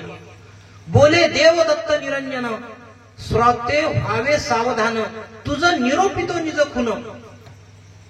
तुला बारक्यातला बारकावा या ठिकाणी सांगतो. जे तुझा या ठिकाणी भ्रम आहे, तो भ्रम या ठिकाणचा दूर करतो. जो अष्टप्रहरी करी स्मरण, त्याच्याकडे दृष्टी जाय फिरून. गुरु महाराजांचे शब्द आहेत. आणि दलालदन महाराजांचा आणि दत्त महाराजांचा संवाद आहे आनंद पूजेमध्ये. गुरु महाराज म्हणतात, जो अष्टप्रहरी करी स्मरण, जो उठता बसता माझं नाव ज्याच्या मुखामध्ये आहे, जो काम चालू आहे, प्रपंचाचं कार्य चालू आहे, प्रपंचाच्या कार्यामध्ये बाधा नाही माय बाबा. प्रपंचाचं कार्य कोणी या ठिकाणी म्हणणार नाही की प्रपंचाचं काम बंद ठेवा, प्रपंचाचे कामं चालूच ठेवा लागतील. अहो, काम केल्याशिवाय भाकर भेटणार नाही, ताट भेटणार नाही, पुढचं ते काम आपल्याला करावंच लागेल. प्रपंचाचं काम बंद नाही ठेवणे, परंतु त्या कामामध्ये सद्गुरू महाराजांचं नाव घेणे, उठता बसता जो भेटेल त्याला देवदत्त म्हणणे. कोणी भेटो या ठिकाणी, या जगतामध्ये कोणी भेटो त्याला दोन्ही हाताने नमस्कार करणे, देवदत्त म्हणणे. आपल्या मुखामधून मालकाचं नाव घेणे. सद्गुरू महाराजांचं अष्टप्रहर नाम घेणे, त्याच्याकडे दृष्टी जाय फिरून. दलालदन महाराजांना सद्गुरू महाराज सांगतात, अशा प्रकारचं जर कार्य असेल तर तो ज्या आसनावर बसला असेल ना, त्या आसनाकडे माझी नजर जाते. गुरु महाराज म्हणतात, मी त्यांच्याकडे दृष्टी जाय फिरून. आणि फक्त नाव जरी घेतलं, सौंदर्यता, औंदर्यता, लावण्यता, स्मरताच प्राप्त होईल. गुरु महाराज सांगतात, बापा जो नित्य नेमानं नाम घेतो, माझ्या नामात राहतो, मी त्याच्या रक्षणाकरता स्वतः त्या सद्भक्ताकरता मी त्या ठिकाणी जातो, त्या सद्भक्ताचं रक्षण करतो. पण फक्त नाव जरी घेतलं दत्त दत्त दत्त, सौंदर्यता, औंदर्यता, लावण्यता, स्मरताची प्राप्त होय. फक्त स्मरण केलं तरी, मालकाचा चेहरा जरी आपल्या डोळ्यासमोर आला तरी भरपूर झालं. आता तुम्ही म्हणसाल सौंदर्यता, तर बाबा आता आम्हाला जो चेहरा आहे तो दिला सद्गुरू महाराजांनी. जे चेहरा आहे तो आहे, आता काय बदलणार आहे, तो जो आहे तो आहे. मालक म्हणतात, माझं जर नामस्मरण करसाल, तुमच्या पोटी जे लेकरं जे होईल ते मी सौंदर्यवान निर्माण करेल. हे मालकाच्या नामामधली ताकद आहे. अष्टप्रहरी स्मरण केल्यानंतर जीवाची सद्गतीच आहे. पण गुरु महाराजांचं स्मरण जर केलं तर सौंदर्यता, औंदर्यता. आपण म्हणतो एखाद्या वेळेस एखादे कोणी ब्रह्मचारी महाराज आले, काय तेज आहे हो, आपण म्हणतो त्या माणसाच्या चेहऱ्यावर, और खूपच तेजस्वी माणूस आहे, त्याला औंदर्यता म्हणतात. गुरु महाराजांच्या नामाची शक्ती आहे. लावण्यता, या ठिकाणी लग्नाची उपवर मुलगा मुलगी जर असेल, सद्गुरू महाराजांचं भजन पूजन जर केलं, गुरु महाराजांची आठवण जर केली, तर गुरु महाराजांच्या नामामध्ये तेवढी ताकद आहे. सौंदर्यता, औंदर्यता, लावण्यता गुरु महाराज फक्त एका शब्दाने नामधारकाला बहाल करतात. एवढी ताकद गुरु महाराजांच्या नामामध्ये आहे. आणि अशी जीवावर कृपा करणारे गुरु महाराज, अशा जीवाला सद्गतीचा मार्ग दाखवणारे दत्त महाराज जीवाच्या सद्गती करतात. अशा प्रकारे नित्य नेमानं फेरी करतात. नित्य नेमानं गुरु महाराजांचा वास आहे. गुरु महाराजांची या ठिकाणी कर्मभूमीमध्ये गुरु महाराज अशा प्रकारचं कार्य, दिनचर्या गुरु महाराजांची आहे. गुरु महाराज या ठिकाणी आले, गुरु महाराज या ठिकाणी उपस्थित झाले. गुरु महाराजांचं काय या ठिकाणी गुरु महाराजांचं ओळख असेल, कोण्या पद्धतीनं गुरु महाराजांची ओळख आपण करू, त्याकरता गुरु महाराजांनी 4 शस्त्र सोबत आणले. किती? 4. गुरु महाराजांनी सोबत झोळीमध्ये 4 शस्त्र टाकून आणले. पहिलं शस्त्र आहे गुरु महाराजांचं या ठिकाणी ज्ञान. गुरु महाराजांनी नामधारका करता, नामाच्या सदशिष्या करता गुरु महाराजांनी पहिलं शस्त्र दिलं, ते म्हणजे नाम. हे ज्ञान. ज्ञान. मालक आले, मालकाची उपस्थिती आहे, ही ओळख कशावरून आहे? आपण म्हणतो आपल्याला तर सरळ कर्मभूमीतले माणसं आपण, चमत्कारालाच देव मानणारे लोक आपण. चमत्कार काही झाला तर देव मानतो आपण. त्या चमत्कारासाठी मालकाने नाना प्रकारचे ग्रंथ या ठिकाणी तयार केले. सांगितलं जीवाला की बाबा पाय गळ्या, 100 वर्षानंतर हे सोडावं लागेल, कर्मभूमी मरावं लागेल. जीवाला मरण आहे. 100 वर्षानंतर तुला ही जागा सोडावी लागेल, हे जावं लागेल इथून. प्रत्येकाच्या मानेवर ही मरणाची तलवार आहे. मग त्यावेळेस सांगितलं की या 100 वर्षामध्ये मी कशासाठी इथं आलो, मला काय करायला पाहिजे, मी का केलं पाहिजे, हे 5 प्रश्न स्वतःचे स्वतःला विचारावे. का आलो भाऊ मी, काय कारण आहे या ठिकाणी. बरं, या ठिकाणचा मुक्काम काही अखंड आहे का, या ठिकाणी कोणी थांबलं का. 100 वर्षानंतर या ठिकाणाहून जावं लागेल. 200 वर्षाच्या आधी या प्रॉपर्टीवर, सातबाऱ्यावर कोणाचं नाव होतं, आणि आता 200 वर्षाच्या पुढे कोणाचं नाव येईल, कोण सांगू शकते का. आपलं काहीच नाही या ठिकाणी. आपल्याला तात्पुरतं या ठिकाणी 5, 50, 100 वर्षाचं आयुष्य आहे. त्या आयुष्यामध्ये गुरु महाराजांनी केलेली व्यवस्था आहे. त्या व्यवस्थेमध्ये आपल्याला जीवन जगावं लागते. त्या व्यवस्थेमध्ये गुरु महाराज म्हणतात, बाबा तुला एक ना एक दिवस तरी हे सोडून जावं लागेल, हे तुला मरण या ठिकाणी आहे. मग मी त्या ठिकाणी या जीवाच्या सद्गती करता काय केलं पाहिजे. तर गुरु महाराज या ठिकाणी सांगतात की नित्य नेमानं गुरु महाराजांचं भजन पूजन करणे, गुरु महाराजांची भक्ती करणे, गुरु महाराजांचं नाम घेणे, या नामामुळे जीवाची सद्गती आहे. कलियुगातलं सर्वात श्रेष्ठ साधन म्हणजे नाम आहे. आणि ही गोष्ट ज्ञान गुरु महाराजांनी या ठिकाणी ठेवली. मालक आहेत याची परिचिती पहिली. दुसरी परिचिती आहे, गुरु महाराजांनी भक्ती या ठिकाणी लावली. जीवाला समजलं मला बापा या ठिकाणाहून जावं लागते, मला मरावं लागते, त्यामुळे मला कोणाची तरी भक्ती करावी लागते, मला कोणाचं तरी नाव घ्यावं लागते. ही गुरु महाराजांनी 9विधा भक्ती, 9 प्रकारच्या भक्त्या, सख्यत्व, दास्यत्व, सगळ्या प्रकारच्या भक्त्या या ठिकाणी गुरु महाराजांनी ठेवून दिल्या. मग या सगळ्या भक्त्यांनी या गुरु महाराजांचं एक कोणती भक्ती केली तर चालेल. एक जरी भक्ती आपण जीवनामध्ये आचरण केली, मनन, सख्यत्व, दास्यत्व, गुरु महाराजांची सेवा, गुरु महाराजांचं भजन पूजन, गुरु महाराजांची हे भक्ती जर आपण गुरु महाराजांची केली तर जीवाची सद्गती झाल्याशिवाय राहणार नाही, जीव सद्गतीला पोहोचून जाईल. गुरु महाराजांनी तिसरी गोष्ट सांगितली ते म्हणजे वैराग्य. या गोष्टीमध्ये, या प्रपंचामध्ये आल्यानंतर जीवाला समजलं मला या ठिकाणी जावं लागते, त्यामुळे हे वैराग्य त्या जीवाने प्राप्त करून घेतलं. तसाही जीव जो आहे तो 3 अवस्थेमधून जातो. बाल्य अवस्था, तरुण व्यवस्था आणि शेवटची अवस्था म्हणजे म्हातारपणाची व्यवस्था. या 3 अवस्थेमध्ये जात असताना त्याला एक जी अवस्था आहे ती वैराग्याची अवस्था प्राप्त होते. आणि ते वैराग्य गुरु महाराजांनी या ठिकाणी सांगितलं. आणि 4थं शस्त्र दिलं जीवाला, ते म्हणजे नामाचं शस्त्र. 7 नाम दिले गुरु महाराजांनी नामधारका करता. 7 नाम या ठिकाणी जीवाला नित्य नेमानं गुरु महाराजांचं नाम या ठिकाणी आहे.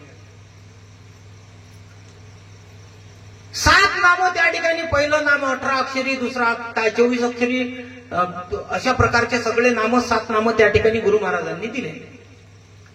काय होते हो नामांनी, कोण सांगू शकते तुमच्यामधलं नामांनी काय झालं. 4थ्या नामानं तुम्ही जर 4थ्या नामाचं नामस्मरण केलं आणि त्या नामस्मरणाचं पाणी जर किती जरी भ्यालेला माणूस असेल, किती भेलेला असेल, किती या ठिकाणी तो भूत पिशाच्या मधून आला असेल, त्याला जर 4थ्या नामाचं पाणी दिलं तर एका क्षणार्धात त्याचं नष्ट करण्याची ताकद नामात आहे. देतात का तुमच्याकडे नामाचं पाणी काही लोक. 5व्या नामामध्ये एवढी ताकद आहे. वज्र पंजरू नाम आहे गुरु महाराजांचं 5वं. तसं पाहिल्याला ते नामाचं एक जरी शब्द म्हटला तर तो आपल्या प्रपंचिक माणसाला लागू नाही, पण ज्या ठिकाणी सांगावं लागते त्या ठिकाणी सांगावंच लागते. 5व्या नामाचं जे शस्त्र आहे माणूस किती भूत पिशाच्या मधून गेला ते नाम जर म्हटलं तर त्याच्या बाजूनं वलय तयार होते. त्या ठिकाणी कोणी भूत पिशाच त्या जीवाला हात लावत नाही, एवढी ताकद नामाची आहे. आणि हे नाम गुरु महाराजांनी या ठिकाणी दिलं. 4 गोष्टी जीवाला सद्गुरु महाराजांनी या ठिकाणी मालक आहेत याची परिचिती या 4 गोष्टीमुळे आहे. मालकाची फेरी आहे. मालक या ठिकाणी उपस्थित होतात आणि मालक जीवाचं रक्षण करतात. या 4 गोष्टीमुळे जीवाची गुरु महाराजांनी 4 गोष्टी जीवाला दिल्या.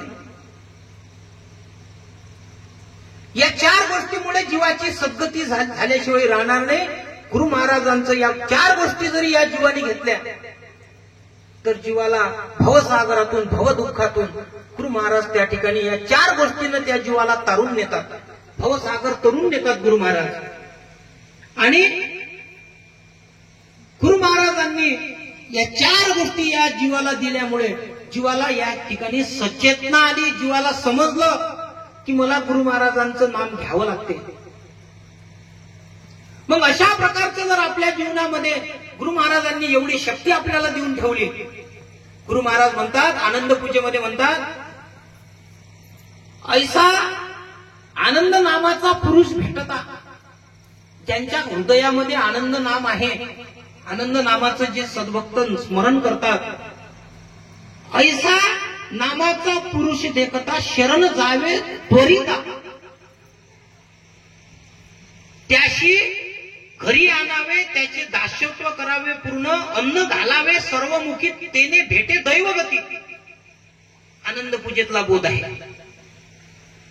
अशा प्रकारचा सद्भक्त जर आपल्या जीवनामध्ये भेटले, अशा प्रकारचे गुरु महाराज जर आपल्याला जीवनामध्ये भेटले तर त्यांना शरण जावं, त्यांना नमस्कार करावा, त्यांना त्यांच्या अन्न घालावे सर्वमुखी. बाळगुरु महाराज म्हणतात, नामस्मरण आणि अन्नदान या 2 गोष्टीमध्ये जीवाची सद्गती आहे. या 2 गोष्टीमध्ये जीवाचं हित आहे. ज्यांच्या जीवनामध्ये ह्या 2 गोष्टी घडतात, त्यांच्या एवढा पुण्यवान माणूस या कर्मभूमीवर दुसरा कोणी नाही. ज्यांच्या मुखामध्ये नाम आहे आणि ज्यांच्या हातामध्ये अन्नदानाचं शस्त्र ज्यांनी या ठिकाणी घेतलं, कर्मभूमीतले सगळ्यात श्रेष्ठ लोक. अन्नदान, अन्न घालावे सर्वमुखी, तेने भेटे दैवगती. सर्वांच्या मुखामध्ये अन्न टाकणे, सर्वांना अन्नाचा घास घालणे, हे पवित्र कार्य गुरु महाराजांनी सांगितलं. आणि या कार्यासाठी जीवाला सद्गतीचा मार्ग साधण्यासाठी गुरु महाराज या ठिकाणी अशा प्रकारचा बोध करतात. आणि अशा प्रकारचा बोध करत असताना गुरु महाराजांनी नाना प्रकारचे या ठिकाणी संत महंत या ठिकाणी पाठवले कर्मभूमीमध्ये. त्यांना कर्मभूमीमध्ये पाठवलं. जा, जीवाचा कळवळा आला, माझा जीव प्रपंचामध्ये फसलाय, माझा जीव कर्मभूमीमध्ये अटकलाय. कर्मभूमीमध्ये जीव कसा आला याची बरीचशी माहिती कालच्या प्रवचनामध्ये माझे जावई भाऊ आहेत, बहीण आहे माझी पल्लवी, कालच्या सत्संगामध्ये बरीचशी माहिती दिली. आनंद सभा बसली. आनंद सभेमध्ये सगळ्या प्रकारचं दैवत, सगळ्या प्रकारचं गुरु महाराजांच्या समोर सगळं दैवत त्या ठिकाणी बसलं. पांढरा शुभ्र जीव, स्फटिक ज्याला आपण म्हणतो, त्याला गारगोटीचा खडा म्हणून स्फटिक, अशा प्रकारचा जीव, शुभ्र स्फटिक. अविद्या आणि विद्येनं त्या सभेमध्ये नाचगाणं चालू केलं आणि जीवाची नजर त्या विद्या अविद्येकडे गेली. विद्या अविद्येकडे नजर गेल्यानंतर त्या ठिकाणी मालक म्हणतात, जीवाला आता कर्मभूमीमध्ये जावं लागेल. कर्मभूमीचा त्याला त्या ठिकाणी त्या अविद्येनं आणि विद्येनं काय केलं, गोवून घेतलं, आपल्याकडे ओढून घेतलं. मोबाईल जसा लहान लेकरांना आवडतो का नाही, तुम्ही हाती द्या, बातच लेकरू घेऊन जाते आपल्या हातून मोबाईल. तशा प्रकारे हा जीव त्या विद्या अविद्येकडे मोहित झाला. मग मालक म्हणतात, याला दोष लागला, याला आता हा दोष धुण्यासाठी याला कर्मभूमीला पाठवा लागते. पाठवला कर्मभूमीमध्ये. कसा आला? चारी सृष्टीचे 40 पद. पहिली सृष्टी कर्मसृष्टी, दुसरी विकार, तिसरी दिव्य, चौथी ब्रह्म. चारी सृष्टी याचे 10 पद, याचे 10 पद, याचे 10 पद, याचे 10 पद. या सगळ्या पदामधून जीव खाली कर्मभूमीमध्ये उतरला. मग उतरत असताना त्या त्या पदाच्या देवतेनी त्या त्या जीवाला तसा तसा मळ लावला. त्याला मळीन केलं त्या जीवाला. आणि कर्मभूमीमध्ये येस्तोवर जीव हा पूर्णतः मळीन झाला. काय काय लागलं जीवाला? जीवाला लागले 6 षडरिपू. काम, क्रोध, लोभ, मत्सर, दंभ, अहंकार. हे षडरिपू लागले जीवाला. जीवाला 7 व्यसन लागले. 7 व्यसनामध्ये जीव गुंतला. 6 षडरिपू, 7 व्यसन आणि 5 विषय. 5 विषय जे आहेत ते आपले सगळे त्या ठिकाणी शब्द, रूप, गंध, स्पर्श हे सगळे विषय या जीवाला लागले. रूप, रस, गंध, स्पर्श. त्वचेचा, कानाचा, शब्द, त्या ठिकाणी कानाचा दोष लागला, त्या ठिकाणी त्वचेचा दोष लागला. नाना प्रकारचे दोष लागले. नाना प्रकारच्या दोषामध्ये जीव अटकला. जीवाला वेगळे वेगळे दोष लागले. काम लागलं, क्रोध लागलं, दंभ लागलं, अहंकार लागला, सगळं लागलं जीवाला. तिथून उतरल्यानंतर जीवाला कर्मभूमीमध्ये हे सगळं लागलं. मग याला आता आपल्याला सोडावं तर लागेलच. नाना प्रकारचं आपल्या शरीराला जर त्या ठिकाणी काही गोष्टी लागल्या तर आपण कोणी म्हणते बा लाईफ बॉय साबणानं अंग धुवा, कोणी म्हणते त्याच्याही पेक्षा मोठं साबण आणा. मग हे शरीराचे मळ धुतल्या जाईल. शरीर या अंतःकरणात या जीवाला लागलेला मळ कसा धुतल्या जाईल? कारण हे लागलेले मळ आहे. मग या मळ धुण्यासाठी हा जीव इथं पाठवला. पाठवल्यानंतर या ठिकाणी पाठवल्यानंतर 13व्या पदाच्या देवतेनं, ज्याला पंचवक्र नावाची देवता म्हणतात, तिनं सांगितलं की बाबा कर्मभूमीची वारी काही सोपी नाही. कर्मभूमीमध्ये जाणं काही सोपी नाहीये. ही दुःखाची प्राप्ती. तुला दुःख होईल या ठिकाणी गेल्यानंतर. नाना प्रकारचं दुःख सोसावं लागेल. जीव म्हणे मी ते सोसण्यासाठी तयार आहे. तरी पण तिथं काही थांबला नाही. कर्मभूमीमध्ये आला. आणि कर्मभूमीमध्ये आल्यानंतर कर्मभूमीत जसा ना जसा आला तसा कर्मभूमीच्या या सगळ्या गारोळ्यामध्ये, या सगळ्या प्रपंचाच्या आवाक्यामध्ये जीव फसून गेला. फसून गेल्यानंतर मालकाला जीवाची दया आली. जीवाचे मालक दयावंत आहेत, कृपावंत आहेत. मालकाला जीवाची दया आली. मालकाने सांगितलं जा दत्त महाराजा अवतार घ्या कर्मभूमीमध्ये. जीव आपला फसला. कित्येक काळापासून जीव या कर्मभूमीमध्ये अटकलाय. कर्मभोग लागला जीवाला. कर्माचं बंधन लागलं. कर्म सुटून नाहीत राहिले जीवाचे. जन्मल्यापासून तर मरणापर्यंत कर्म लागले जीवाला. ते कर्मबंधन तोडा. म्हणून मालक कर्मभोग जळला जीव हा झाला परदेशी. कर्म कराया निरसन सद्गुरू झाले संन्यासी. संन्यासाचं रूप घेतलं मालकाने. कर्मभूमीमध्ये आले आणि कर्मभूमीमधून या जीवाला सोडवणूक करण्याकरता मालकाने अशा प्रकारचं साधू संत महंताच्या रूपानं गुरु महाराज या ठिकाणी आले. गुरु महाराज कोणाच्या रूपामध्ये आले? संन्यासाच्या रूपामध्ये आले. आणि मायबापो, संन्यासाचं जीवन जगणे म्हणजे काही सोपी नका समजू. सोपी नाहीत ह्या गोष्टी. प्रपंचामधल्या आपण जीवन जगतो. प्रपंचामध्ये जीवन जगत असताना गुरु महाराज या ठिकाणी सांगतात, ज्ञानेश्वर माऊलीची दाखला या गोष्टीसाठी. ज्ञानेश्वर महाराज सांगतात, साधू संत महंतांचं जीवन काही सोपी नाहीये. किती कष्ट आहेत जीवाला. नाना प्रकारचे कष्ट आहेत या साधू संत महंतांना. किती कष्ट आहेत बा. ज्ञानेश्वर महाराज एका ठिकाणी सांगतात, रात्रीची पाखुई जी असते तिला रात्रीचं दिसत नाही, आणि रात्री या नदीच्या काठावर ती नर आणि दुसऱ्या काठावरती ज्या दुसऱ्या बाजूला मादी आवाज देतात एकामेकाला रात्रीच्या वेळेस. दोघंही दोघांना भेटत नाहीत रात्री. रात्रभर एकामेकाला आवाज देतात. ज्ञानेश्वर महाराज म्हणतात, जेवढं दुःख त्या दोघांना आहे त्याच्यापेक्षा किती पटीनं दुःख संत महंतांनी सहन केलं. चला त्याच्याही पुढे पुढे. सकाळ झाल्यानंतर त्यांना डोळे येतात, सकाळी ती भेटून जातात. पण एखाद्या गाईचं सकाळपासून जी गाय आहे ती चारण्यासाठी शेतात नेली, संध्याकाळच्या वेळेस ती गाय आणली, कोठ्यामध्ये बांधली, दिवसभर वासरू त्या गाईच्या बाजूनं बांधलेलं तिकडे बाजूनं, आणि आता त्या वासराला पिण्यासाठी सोडलं. जाय बाबा, तुझी आई आली, तू आता दूध प्राशन कर. सोडलं वासरू. त्या गाईनं पाना सोडला, आणि आता या तिच्या वासरानं दूध प्यायला सुरुवात करावं. लगेच ओढून घेतलं त्या पाण्यापासून, ते वासरू ओढून घेतलं. किती दुःख होत असेल त्या वासराला, आणि किती दुःख होत असेल त्या मायला. ते दुःख या साधू संत महंतांनी पचवलं.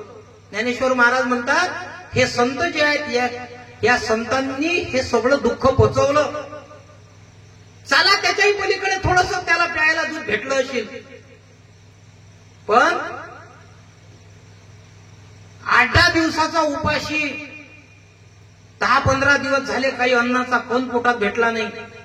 देवाच्या कृपेनं एखाद्या पंक्तीचा कार्यक्रम आहे, आणि त्या पंक्तीच्या कार्यक्रम मध्ये बसला, त्याला पात्र वाढलं, आणि आता फक्त पाणी फिरवा, घास तोंडात टाका.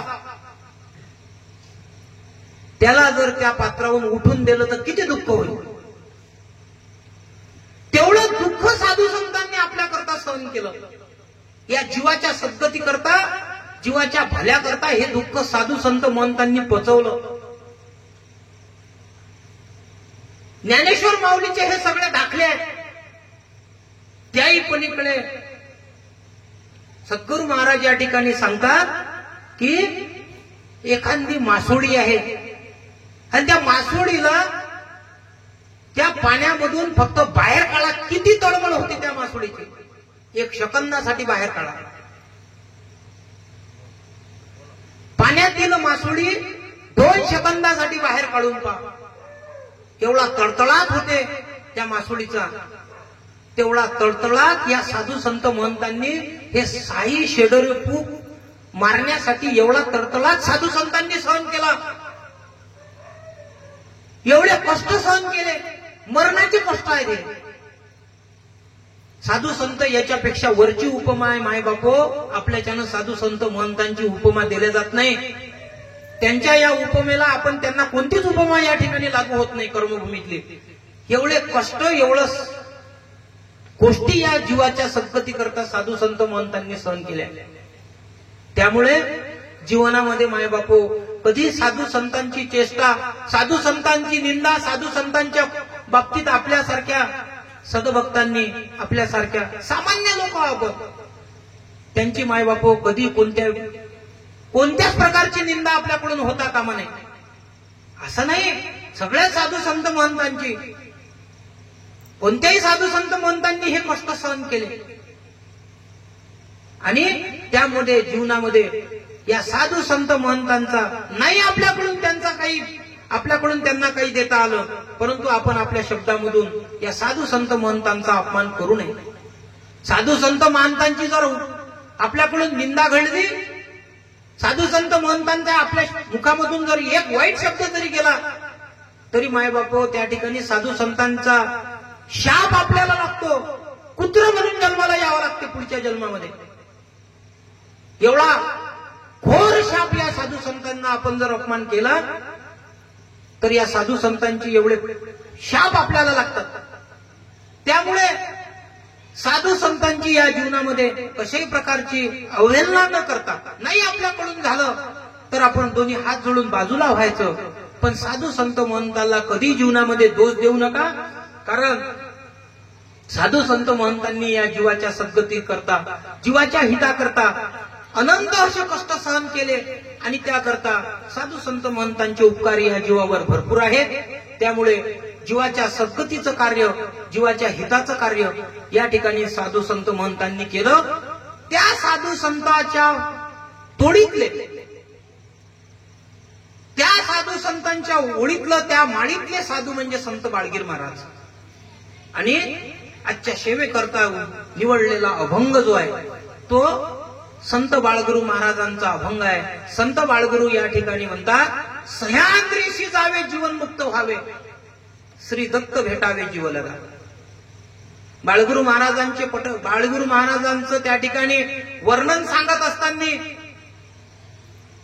संभाजी माता गुरुचे वडील आणि केरूआई गुरुची आई आहे. केरूआई नाव आहे गुरु महाराजांच्या आईचं.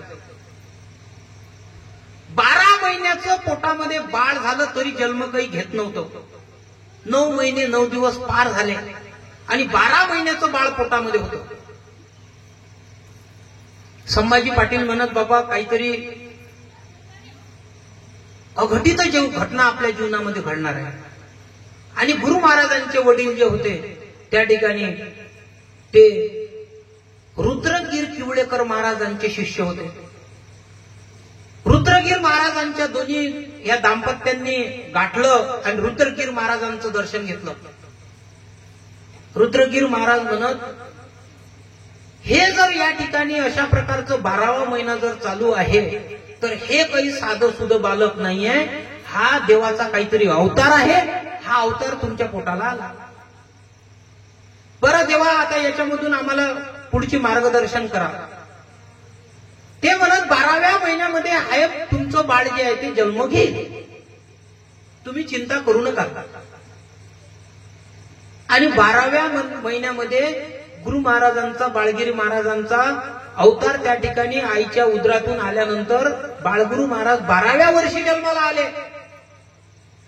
3 महिन्याचं 3-4 महिन्याचं झाल्यानंतरच त्यांनी लगेच गुरु महाराजांच्या खुणा त्यांच्या सगळ्या जीवनामध्ये दिसायला भेटल्या. आपण म्हणतो ना की बाळाचे पाय पाळण्यात दिसतात, मग तसे गुरु महाराजांचे पाय जे आहे ते सगळे जे कृत्य आहे ते पाळण्यामध्येच चालू झालं. 3 वर्षाचे बाळगुरु महाराज झाल्यानंतर 3 दिवस विहिरीमध्ये गुप्त राहिले. 3 दिवस गुप्त राहिले, दिसले नाही. संभाजी पाटलांनी गुरु महाराजांचा धावा गेला, किवळेकर महाराजांचा. किवळेकर महाराज त्या ठिकाणी उपस्थित झाले. किवळेकर महाराज आले त्या ठिकाणी आणि बाळगुरु नावाने हाक मारली विहिरीतून. 3ऱ्या दिवशी त्या बाळाने विहिरीतून कुदी मारली. बाळगुरु बाहेर निघ, बाळगुरु. अगाध अशी लीला, अगाध असं कर्म संत बाळगीर महाराजांचं. परज्ञानाचा झेंडा ज्यांनी या ठिकाणी आनंद दत्त मालकाची जी धुरा आहे, जी धुरा या ठिकाणी सह्याद्री पर्वतामध्ये बाळगुरु महाराजांनी लावली. या सह्याद्री पर्वतामध्ये वयाच्या लग्न यायच्या अवस्थेमध्ये या प्रपंचावर पाणी फिरलं. 150 एकर शेती पाण्यात त्या ठिकाणी सोडून गेले गुरु महाराज. 150 एकर शेतीचे मालक होते. किती? 150. कितीतरी संत महंतांनी. अरळक राजा होता, महान सम्राट राजा होता अरळक राजा. यदू, दलालदन, सनत कुमार, त्या ठिकाणी बचवन्ना राजा, या सगळ्या आनंद संप्रदायाच्या सगळे राजे नव्हते, सम्राट होते. सम्राट. हजारो गावाचे राजे होते हे सगळे लोक. प्रपंचाच्या या सगळ्या गोष्टी परमार्थासाठी सगळ्या प्रपंचावर पाणी फिरलं. बाळगुरु महाराजांनी स्वतःची 150 एकर शेती दान दिली आणि माहूरमध्ये गुरु महाराजांची नामाची ध्वजा ज्या संतांनी या ठिकाणी उपस्थित केली ते बाळगुरु महाराज. त्यांच्या मुखातले शब्द, त्यांचा लेखणीतला हा शब्द आजच्या या प्रवचनासाठी घेतला. बाळगुरु महाराज म्हणतात, सह्याद्रीशी जावे जीवनमुक्त व्हावे. जीवाला या ठिकाणी गुरु महाराज म्हणतात की बाबा जीवनामध्ये कोणतीच गोष्ट करू नको.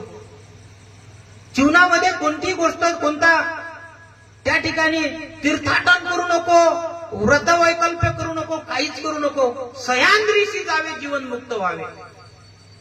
आता गुरु महाराजांनी सह्याद्रीशीच का सांगितलं आपल्याला? दुसऱ्या ठिकाणी का नाही सांगितलं बुवा जाण्यासाठी? तर मायबाप हो, सह्याद्रीच्या ठिकाणी गुरु महाराजांचा नित्यवास आहे. दत्त महाराज सह्याद्री पर्वतामध्ये नित्यवास करतात. मालकाचा सह्याद्री पर्वतामध्ये प्रत्येक काळ सह्याद्री पर्वतामध्ये गुरु महाराजांचा गेला. आणि गुरु महाराज सह्याद्री पर्वतामध्ये कशासाठी आले?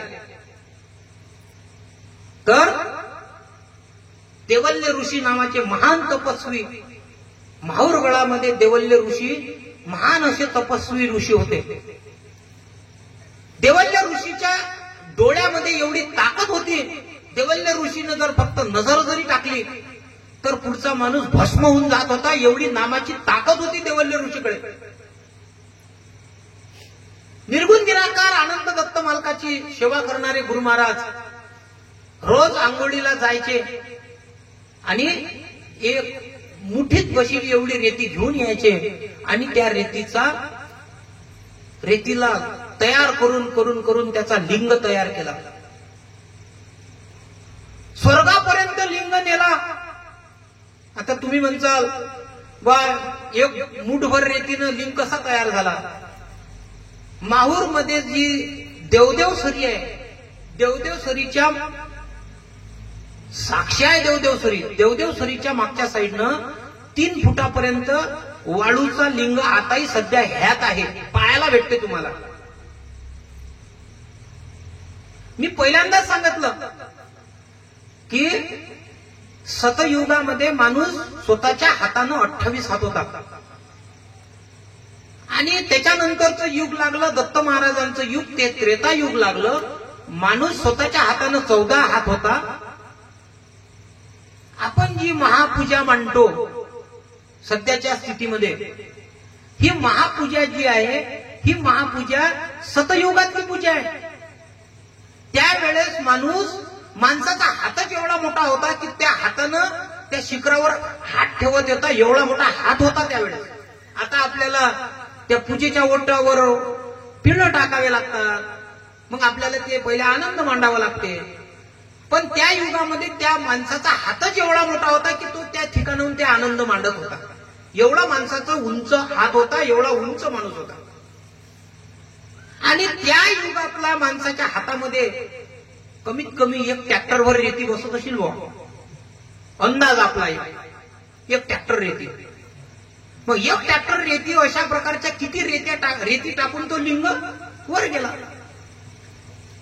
सामान्य माणसाच्या मनामध्ये आलेले प्रश्न आहेत हे की बा हे कसं झालं अशी? तर त्या लिंगाला गेल्यानंतर सगळे कर्मभूमीतले सगळे देवी देवता त्या ठिकाणी असं कसं झालं बा? आता लोक तर आमच्या स्वर्गावर येतील उद्या. आणि स्वर्गातलं सगळ्यात हालणारं ठिकाण म्हणजे इंद्राचं ठिकाण. इंद्रदेव म्हणे बाबा देवा हे कसं झालं आता, हे तुम्ही आता काहीतरी याच्यावर तोडगा काढा बा. सगळेचे सगळे जे आहे ते सगळेचे सगळ्या देवी दैवत त्या ठिकाणी हतबल झालं आणि सगळेचे सगळे त्या ठिकाणी श्री विष्णूच्या दरबारामध्ये हजर झाले. याच्यावर काहीतरी देवा आता तुम्ही तोडगा काढा. विष्णुदेवानं सांगितलं बद्रिका आश्रम मध्ये दत्त महाराजांचा अवतार झाला. अनुसये मातेच्या हातावर निर्गुण निराकाराची ज्योत अवतरली. कोणीच त्या ऋषीच्या समोर जाऊ शकत नाही, एवढी ताकद या ऋषीची आहे, देवल्य ऋषीची. तुम्ही जा सगळेचे सगळे आणि अनुसया मातेचं चरण धरा, अनुसया मातेच्या पाया लागा आणि तिथं विनंती करा की बापा असं कार्य सृष्टीच्या विपरीत कार्य चालू आहे, हे कार्य थांबण्यासाठी आम्हाला सहकार्य करा. बरं तसं करू का म्हणत? ते म्हणत हो जा तुम्ही. अनुसया मातेच्या दरबारामध्ये गेले. दत्त महाराजांचं अनुसया मातेचं दर्शन घेतलं. देवा, सह्याद्री पर्वतामध्ये, या सह्याद्री पर्वतामध्ये असं असं देवल्य ऋषीचं कार्य आहे आणि तुम्ही त्या ठिकाणी, आम्ही विष्णू देवाकडून आलो, तुम्ही या तिथं प्रगट व्हा. हे सगळं एकामेकात गुंतलेलं आहे. एकामेकात गुंतलेलं, एकामेकात सगळं बंधनं अटकलेले आहेत. एकामेकाच्या बंधनात आहेत.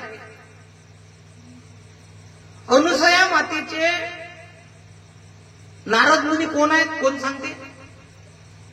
अनुसया मातेचे नारद मुनी कोण आहेत?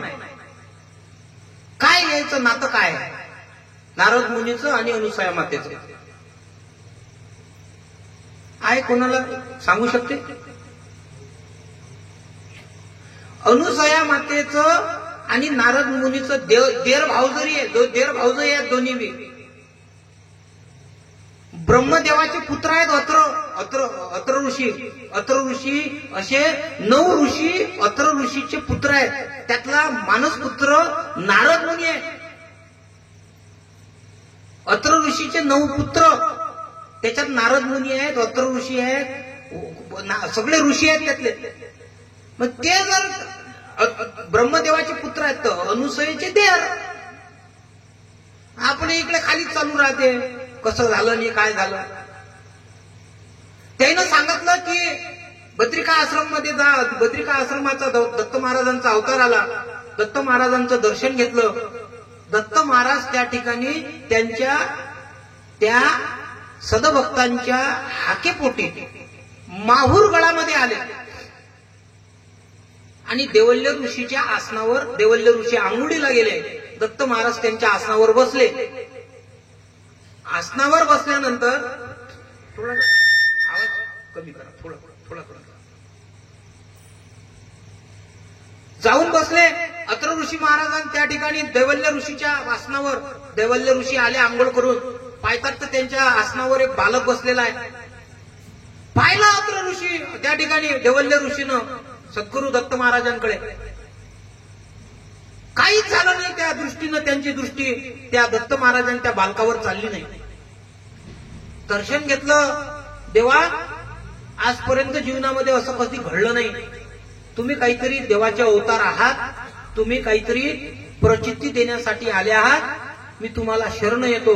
तुमचं रूप दाखवा मला. मी तुमच्या शरणात आहे. दत्त महाराजांनी दत्त महाराजांचं रूप दाखवलं. देवल्य ऋषी सद्गुरु महाराजाला शरण गेले. तेव्हा धन्य धन्य झालो, तुम्ही माझ्या कार्यासाठी या सह्याद्री पर्वतामध्ये आले. सद्गुरु महाराजांनी करंगडीनं तो जो लिंब जो तयार केला होता तो पूर्णचा पूर्ण पाताळात दाबून दिला. देवल्य ऋषी म्हणत, बाबा देवा, थोडस तरी माझी आठवण म्हणून थोडा वर ठेवा. 1.25 हात त्या ठिकाणी गुरु महाराजांनी लिंग वर ठेवला. परंतु आता मी तुम्हाला वचन मागून घेतो देवा. तुम्ही आम्हाला वचन द्या. सह्याद्री पर्वतामध्ये रोज तुमचे झोपण्यासाठी आमच्या माहूर गडात तुम्ही यावं लागेल. तुम्हाला यावं लागेल कारण तुम्ही अशा प्रकारचं कार्य केलं. त्यामुळे आता आम्हाला तुमच्या सहवास लाभण्यासाठी तुम्हाला सह्याद्री पर्वतामध्ये झोपण्यासाठी यावं लागेल. गुरु महाराजांनी तथास्तु म्हटलं. सह्याद्री पर्वतामध्ये गुरु महाराज रोज नित्य नेमानं सह्याद्री पर्वताच्या निद्रेसाठी हजर आहेत मालक. बऱ्याचशा सदभक्तांना गुरु महाराजांनी दर्शन दिलं. काही सदभक्तांनी ठरवलं गुरु महाराजांचं खरंच जर गुरु महाराज त्या ठिकाणी उपस्थित असतील, मालक जर येत असतील तर 7 दिवसापर्यंत अन्नाचा कण घेतला नाही. 7व्या दिवशी गुरु महाराज आले स्वप्नामध्ये. बाबा घरी जाय, तुझे लेकरं बाळ रडून राहिले. या संन्यासाचं ठिकाण आहे, इथं तू प्रपंचिक माणूस काय करशील बाबा? तो म्हणे नाही बाबा, मग शास्त्रात ऐकलं की दत्त महाराज रोज माहुरात झोपायला येतात आणि मला महाराजचं दर्शन घ्यायचं आहे. मग महाराजनं साक्षात दर्शन दिलं, रूप दाखवलं. अरे बाबा म्हणत, मी दत्त महाराज दत्त आहे, तू दर्शन घे आणि तू इथून निघून जा. सकाळी रोज सकाळी रोज याची घुगरीची रोज प्रसाद असते, तो प्रसाद घे. उपाशी इथं राहू नको, उपाशी राहण्याचं ठिकाण नाही आहे हे. अनेक सदभक्तांना गुरु महाराजांनी दर्शन दिलं. मदलसा मातेचे जे 2 पुत्र होते देव त्या ठिकाणी पहिलं जे म्हणजे यदुराज दत्त महाराजांचे निश्चिम भक्त होते. पण अरळक राजा जो होता, अरळक राजा काही महाराजांना मानत नव्हता. मदलसा म्हणे बाबा माझा एक पोरगा तर निश्चित त्याच्या जीवाचं शहीद करेल, पण हा अरळक बाबा वाया चालला रे यदुराजा. या अरळकाचं जीवन बर्बाद होऊन राहिलं रे बाबा. बरं म्हणे आई आता काय करू मी, सांग बा. आता या अरळकाचं जीवन सद्गुरू महाराजांच्या चरणाला लागलं पाहिजे.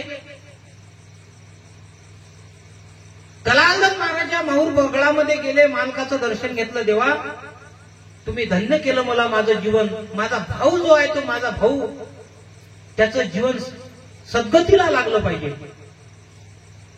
गुरु महाराज म्हणत बरं का.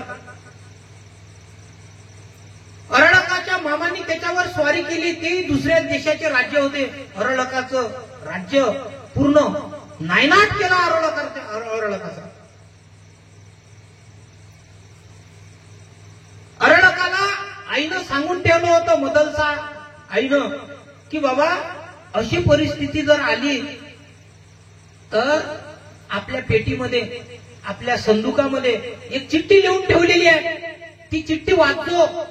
कठीण प्रसंग जर आला तर ती चिठ्ठी काढून वाच, त्याच्यावर काय लिहिलंय. त्या चिठ्ठीत अशा प्रकारचा प्रसंग आला. प्रसंग आल्यानंतर पूर्ण राज्य, अरळकाचं पूर्ण राज्य नष्ट झालं. अरळकाने ते पेटी उघडली, त्या पेटीतली चिठ्ठी काढली. त्या पेटीतल्या चिठ्ठीवर लिहिलेलं होतं, अरळका तू कोणताही विचार करू नको, सरळ माहूर गडाला ये, सह्याद्री पर्वतामध्ये ये.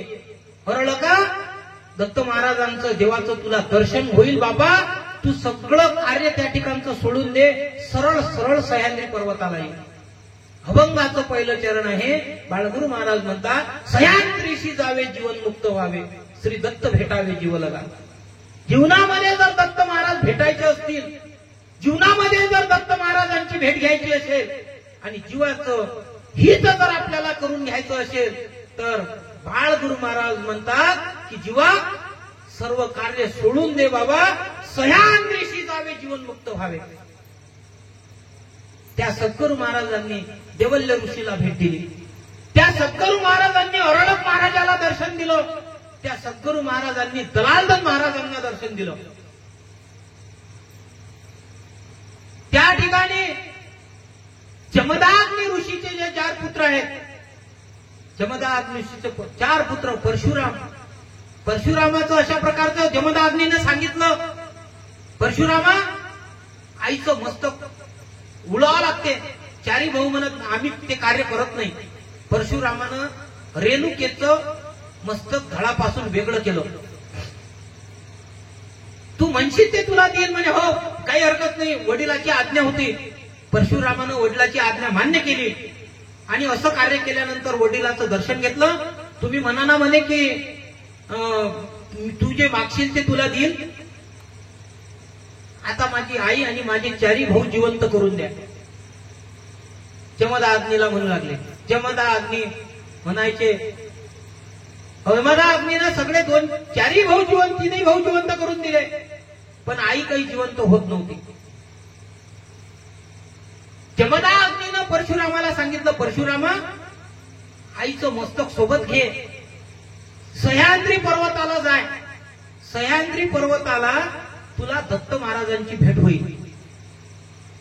तो म्हणे बरं कोण्या स्थितीत भेटतील बा दत्त महाराज.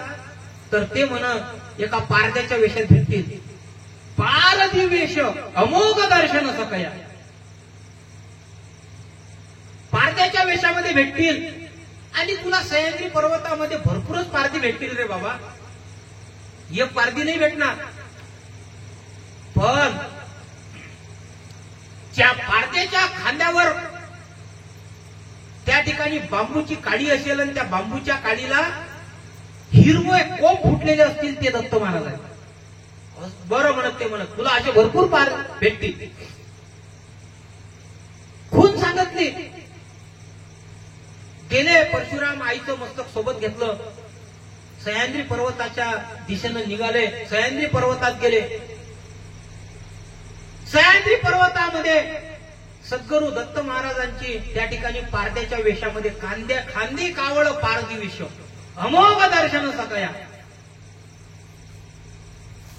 त्या बांबूच्या काळीला हिरवेगार सगळे पूर्ण हिरवगार झालेली काळी होती. परशुरामानं सद्गुरू महाराजांचं दर्शन घेतलं. सद्गुरू महाराजांना शरण गेले. देवा वडिलांनी अशा प्रकारचं सांगितलं आणि तुम्ही दत्त महाराज आहात त्याची ओळख मला तुमची पटली. शरण गेले. सद्गुरू महाराजांचे दोन्ही पाय धरले. देवा माझ्या आईला जिवंत करा. माझ्या आईचं शिरच्छेद माझ्या हातून घडला. हे पाप माझ्या हातून घडलं. माझ्या आईला जिवंत करायचं आहे. सद्गुरू महाराज म्हणत गुरु महाराजांनी आज्ञा केली. समोरचा जो कोरी भूमिका दिसते त्या कोऱ्या भूमिकेवर तुझ्या आईचं मस्तक ठेव. जिवंत होऊन जाईल. रेणुका आई मातेचं मस्तक ज्या ठिकाणी ठेवलं ती सद्गुरू महाराजांनी सांगितलेली कोरी भूमिका आहे. त्या कोऱ्या भूमिकेला दाखवून देण्याचं कार्य गुरु दत्त महाराजांनी केलं. सद्गुरू महाराजांनी दलालदन महाराजांना भेट दिली. अरळक महाराजांना भेट दिली. यदुराजाला भेट दिली. देवंड ऋषीला भेट दिली. परशुरामाला भेट दिली. एवढे सगळे दाखले त्या ठिकाणी गुरु महाराज भेटतात. हे संत बाळगुरु महाराजांनी ओळखलं. म्हणून संत बाळगुरु महाराज म्हणतात सह्याद्रीशी जावे जीवनमुक्त व्हावे. श्रीदत्त भेटावे जीवलगा. जीवाचा जीवलग जीवाचा मित्र जीवाचं हित करणारा मालक जर मायबापो आपल्याला भेटून घ्यायचा असेल आपल्याला त्याची ओळख करून घ्यायची असेल तर बाळगुरु महाराज म्हणतात प्रपंचातला काहीतरी कर बाबा. आता काहीतरी कर. प्रपंचामधला वेळ काढून सह्याद्री पर्वतामध्ये जा. गुरु दत्त महाराजांची भेट झाल्याशिवाय राहणार नाही. हे अभंगाच्या पहिल्या चरणातून गुरु महाराज या ठिकाणी जीवाला बोधक वचन करतात की सगळं कर्म प्रपंचाचं सगळं कर्म साधून प्रपंच परमार्थ साधतील दोन्ही. प्रपंच आणि परमार्थाचा गाळा हाकत असताना प्रपंचही चांगला करावा लागतो परमार्थही करावा लागतो. पण सांगितल्याप्रमाणे मायबापू प्रपंच कोणाचा थांबला नाही पण परमार्थ मात्र केल्याशिवाय होत नाही. प्रपंच कोणी आजच्या स्थितीमध्ये कोणीही सांगा की आमचा प्रपंच थांबला. पण सद्गुरू आनंद दत्त मालकाची भेट जर घ्यायची असेल तर सह्याद्री पर्वतामध्ये स्वतः जावं लागेल. तेव्हा कुठे सद्गुरू महाराजांची भेट होईल. तशा प्रकारची बाळगुरु महाराज म्हणतात सह्याद्रीशी जावे जीवनमुक्त व्हावे. अभंगाचं दुसरं चरण चालू करायच्या अगोदर सद्गुरू महाराज म्हणतात जन हे सुखाचे दिल्या घेतल्याचे दुःख समय आला नाही कोणी. जन हे सुखाचे दिल्या घेतल्याचे. जिथपर्यंत खिशामध्ये गड्डी आहे तिथपर्यंतच कोणी आपल्याला हात जोडते. एकदा का खिशातला पैसा संपला आणि एकदा का सगळं संपून गेलं घरची बाई म्हणते काय काही खरं नाही झालं जीवनाचं. जन हे सुखाचे दिल्या घेतल्याचे. या सगळ्यांच्यासाठी कष्टासाठी आपण सगळं कर्म करतो म्हणून चांगला हो. एकदा का तुमचं हे कर्म संपून जाऊ द्या. तुम्हाला त्या ठिकाणी काय त्या ठिकाणी परिस्थिती येते प्रपंचामध्ये याचा अनुभव मायबापू घ्या. गुरु महाराज या ठिकाणी अनन्य लोकांचे दाखले देतात. वाल्या कोळी ज्या वेळेस अरण्यामध्ये कुऱ्हाड खांद्यावर ठेवून 7 राजनं त्या ठिकाणी पापानं 7 राजनं भरले. जो आला त्याचा शिरच्छेद करणे मस्तक उडवणे त्याची लुटमार करणे त्यांच्या जवळचं धन हिसकावून घेणे महापाप वाल्या कोळ्याच्या जीवनामध्ये झालं. नारद मुनी नारायण नारायण नारायण करत करत जंगलामध्ये पोचले. जंगलामध्ये पोचल्यानंतर वाल्या कोळ्याची टीम होती. धाडकन वाल्या कोळ्यानं नारद मुनीच्या समोर उडी घेतली. खांद्यावर धारदार अशी मोठी परशुसारखी परशु. भाल्या कोळ्याचा अवतार पाहिल्याबरोबर कोणी पोहून जावं एवढं खतरनाक रूप. उतरले गुरु महाराज त्या ठिकाणी. वाल्या काय भाऊ तुला माझी भय वाटत नाही का? मी वाल्या कोडी आहो. नारद मुनी म्हणत नाही भाऊ मला काय भेट वाटेल. तुला काय करायचं आहे? म्हणे धडापासून मस्तक वेगळं करून टाकतो. काही हरकत नाही म्हणे करून टाकवा मी त्यासाठीच आलो आहे इथे. पण म्हणे एका प्रश्नाचं उत्तर दे म्हणे बाबा. माझ्या प्रश्नाचं उत्तर घरी विचारून ये. तू जे हे पाप करत आहे या पापाचे भागीदार तुझ्या घरातले लोक आहेत का? तुझी पत्नी आहे का? तुझे आई वडील आहेत का? तुझे लेकर बाळ आहेत का? एवढं उत्तर विचारून ये मग माझा शिरच्छेद करून टाक. वाल्या कोळी म्हणे तोपर्यंत तुम्ही निघून जासाल ना म्हणे. कुठेच जाणार नाही म्हणे. सगळे जे साथीदार होते त्या साथीदारांना सांगितलं हा ऋषी म्हणे चांगला चांगला हुशार दिसते म्हणे गड्या. म्हणजे हे शिकार आपल्या हातून गेली नाही पाहिजे. लक्ष ठेवा या ऋषीवर. कुठेच नका हलू देऊ. तोपर्यंत मी घरून येतो बात विचारून येतो. हल्ल्या कोडी गेला घरी. वडिलांनी विचारलं वडील बाबा मी हे जे काम करतो हे जे धन लुटून आणतो हे जे पाप करतो या पापात तुम्ही साथीदार आहात का? वडील म्हणत बाबा तसंच तर माझं अर्ध पार झालं रे. संपून गेलो अर्ध आयुष्य. आता अर्ध्या आयुष्यामध्ये तू काय या पापात साथीदार? मी कशाला तुझ्या पापात साथीदार हो? 2, 4, 5, 10 वर्ष वाचील बाबा. तुझ्या पापाचं तूच भोग भोगतो. मी तुझ्या पापात साथीदार नाही. वाल्या कोळ्याचं अर्धा उत्साह खलास झाला. आईला विचारलं. आई म्हणे बाबा तुझ्या पापाचा साथीदार तू. आम्ही तुझ्या पापात भागीदार नाही. तू किती पाप कर आम्हाला तुझ्या पापात साथीदार नाही व्हायचं. पत्नीला विचारलं तुझ्यासाठी नाना प्रकारचे हे सगळे लोकांचे धन दौलत सोनं लाणं तुझ्यासाठी चोरून आणतो, लुटतो, लोकांच्या माना कापतो. तुला हे धन दौलत आणतो. तू तरी माझ्या पापात साथीदार आहेस का? पत्नी म्हणे मी तुमच्या पापात साथीदार नाही. तुम्ही केलेलं पाप तुम्ही भोगा. मला तुमच्या पापात साथीदार करून घेऊ नका. निपट तुमच्या पापात मी येत नाही. वाल्या कोळ्याचं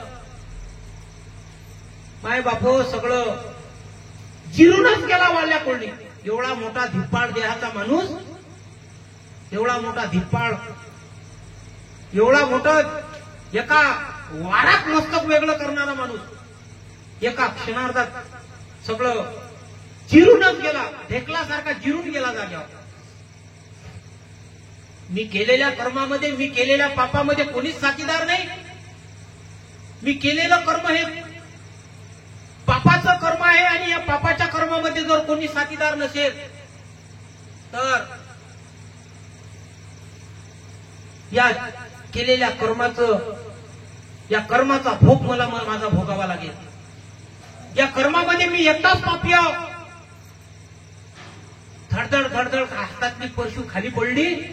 हातातल्या परशुचं त्या ठिकाणी त्या घरात परशु पडली. पटकन ज्या ठिकाणी नारद मुनी होते त्या नारद मुनीचे दोन्ही पाय धरले आणि देवा चूक झाली जीवनामध्ये. जीवनामध्ये मोठी चूक केली. जीवनामध्ये पाप घडून आले. या पापाचं निरसन आता तुमच्याशिवाय कोणी करणार नाही. तुम्ही पापाचं निरसन करा. अपराधाला मिती नाही. किती सांगू अवगुण पापाच्या झाल्या राशी. याची गणना करील कोण विनंती गुरुराया. स्वामी अंतरलो पाया नाही केली तुमची सेवा. तिने जन्म गेला वाया विनंती गुरुराया. गुरुराया दत्त महाराजा पापाच्या राशी झाल्या हो. किती पाप झालं. तेव्हा हो पायानं चालताना खालची मुंगी जरी मेली तरी पाप आपल्याला घडते, अघटित पाप होते आपल्याकडून. हे तर न समजणारं पाप आपल्या जीवनामध्ये आलं. या पलीकडे कितीतरी समजून उमजून पाप आपल्या जीवनामध्ये घडतात. दत्त महाराजांना विनंती आहे, देवा अपराधाला मिती नाही. किती सांगू अवगुण, सारे अवगुण या शरीरामध्ये लावून घेतले रे देवा. आम्ही सारं पाप आम्ही आमच्या शरीरावर पापा डोंगराचा डोंगर झाला. आणि या डोंगराचं पापाचं नष्ट जर करायचं असेल, हे पाप जर त्या ठिकाणचं नष्ट करायचं असेल तर मायबापो सद्गुरू आनंद दत्त मालकाचं नाम आहे. पापाचा डोंगर गुरु महाराजांच्या नावाने नष्ट होतो. एवढी ताकद गुरु महाराजांच्या नामामध्ये आहे. काही लोक म्हणत असतील आम्ही तीर्थाटनाला गेलो, गंगेत स्नान केलं, पंढरपूरला स्नान केलं. तुकडोजी महाराज म्हणत एका सदशिष्याला म्हणत, कार बाबा कुठे निघाला? म्हणे महाराज लय वर्षापासून पंढरपूरची आणि याची वारी आहे, पंढरपूरला चाललो, आंघोळ करायची आहे. मग काय होते रे म्हणत आंघोळ केल्यानं? म्हणजे महाराज पाप धुतल्या जाते, पापाचं धुणं होते त्या ठिकाणी. तुकडोजी महाराज म्हणत बेंडकन लेखा मासोळ्याचं तिथं किती दिवसाच्या मुक्कामी आहे? मग त्याचा उद्धार झाला असेल का रे बाबा? ते तर मुक्काम त्याचा नदीमध्ये आहे. मायबाप हो, जीवनामध्ये नाम घेतल्याशिवाय पाप नष्ट होत नाही. नामानंच पाप नष्ट होते. नामात तेवढी ताकद आहे, नामामध्ये तेवढी शक्ती आहे. वाल्या कोणी धडधड धडधड नारद मुनीच्या चरणावर लागला. दोन्ही डोळ्यातून आसवानं नारद मुनीचे दोन्ही पावलं धुतले. नारद मुनीचे दोन्ही पावलं धुतले. मला क्षमा करा म्हणे, माझ्या जीवनामध्ये खूप मोठं पाप झालं. नारद मुनीने डोक्यावर हात ठेवला. वाल्याचा वाल्मिक झाला. रामायण व्हायच्या अगोदर रामायण लिहून ठेवलं. एवढी ताकद गुरु महाराजांच्या हातामध्ये आहे, एवढी ताकद नामामध्ये आहे, त्या हातामध्ये तेवढी ताकद आहे. त्या ठिकाणी या पापाला नष्ट करण्यासाठी गुरु महाराजांनी जी आपल्याला शक्ती या ठिकाणी सांगितली, ते शक्ती म्हणजे गुरु महाराजांचं नाम आहे. जन हे सुखाचे दिल्या घेतल्याचे. दुःख समयाला तुझ्यासोबत बाबा, या दुःखामध्ये तुझ्यासोबत कोणी नाही, तुझ्या पापाला कोणी वाली नाही, तुझ्या पापात कोणी सम्मिलित होणार नाही. तुझ्या पापात सम्मिलित फक्त गुरु महाराज होतात. गुरु आनंद दत्त मालक तुझं तारणहार करतात. ज्या वेळेस त्या ठिकाणी जीव गेला निघून, कुडीमधला जीव निघून गेला. कुडीमधला जीव निघून गेल्यानंतर किती जरी लाखो रुपयाची माडी असेल तर म्हणतात बाहेर घ्या आणि बाहेर आंघोळ करा. किती रुपयाचा त्या ठिकाणी बाथरूम जरी असेल तरी त्या बाथरूमामध्ये कोणी आंघोळ घालू देत नाही. बाहेर घ्या म्हणतात आंघोळ करायला. आंघोळ करतात, बाहेर बांधतात. सोयरे धायरे इष्ट मित्र पत्नी देहाची कामिनी कुठपर्यंत? दरवाजाच्या तिथपर्यंत. दरवाजाच्या पलीकडे ती पत्नी सुद्धा सोबत येत नाही, ती दरवाजाला सोडून देते. तिथून सगळे सोयरे धायरे मशानापर्यंत येतात. मी जळत असे मशानी एकटा, त्या सरणावर ठेवतात. एकट्याला त्याला चिता देतात. स्वतःच स्वतः जळावं लागते. दुःखामध्ये कोणी कोणाचं सोबती नाही. जिथपर्यंत खिशामध्ये दाम आहे तिथपर्यंत सगळ्यांना सलाम आहे. ज्या दिवशी खिशातला दाम संपेल त्या दिवशी कोणी कोणाचं नाही, कोणी कोणाचं नाही या जीवनामध्ये.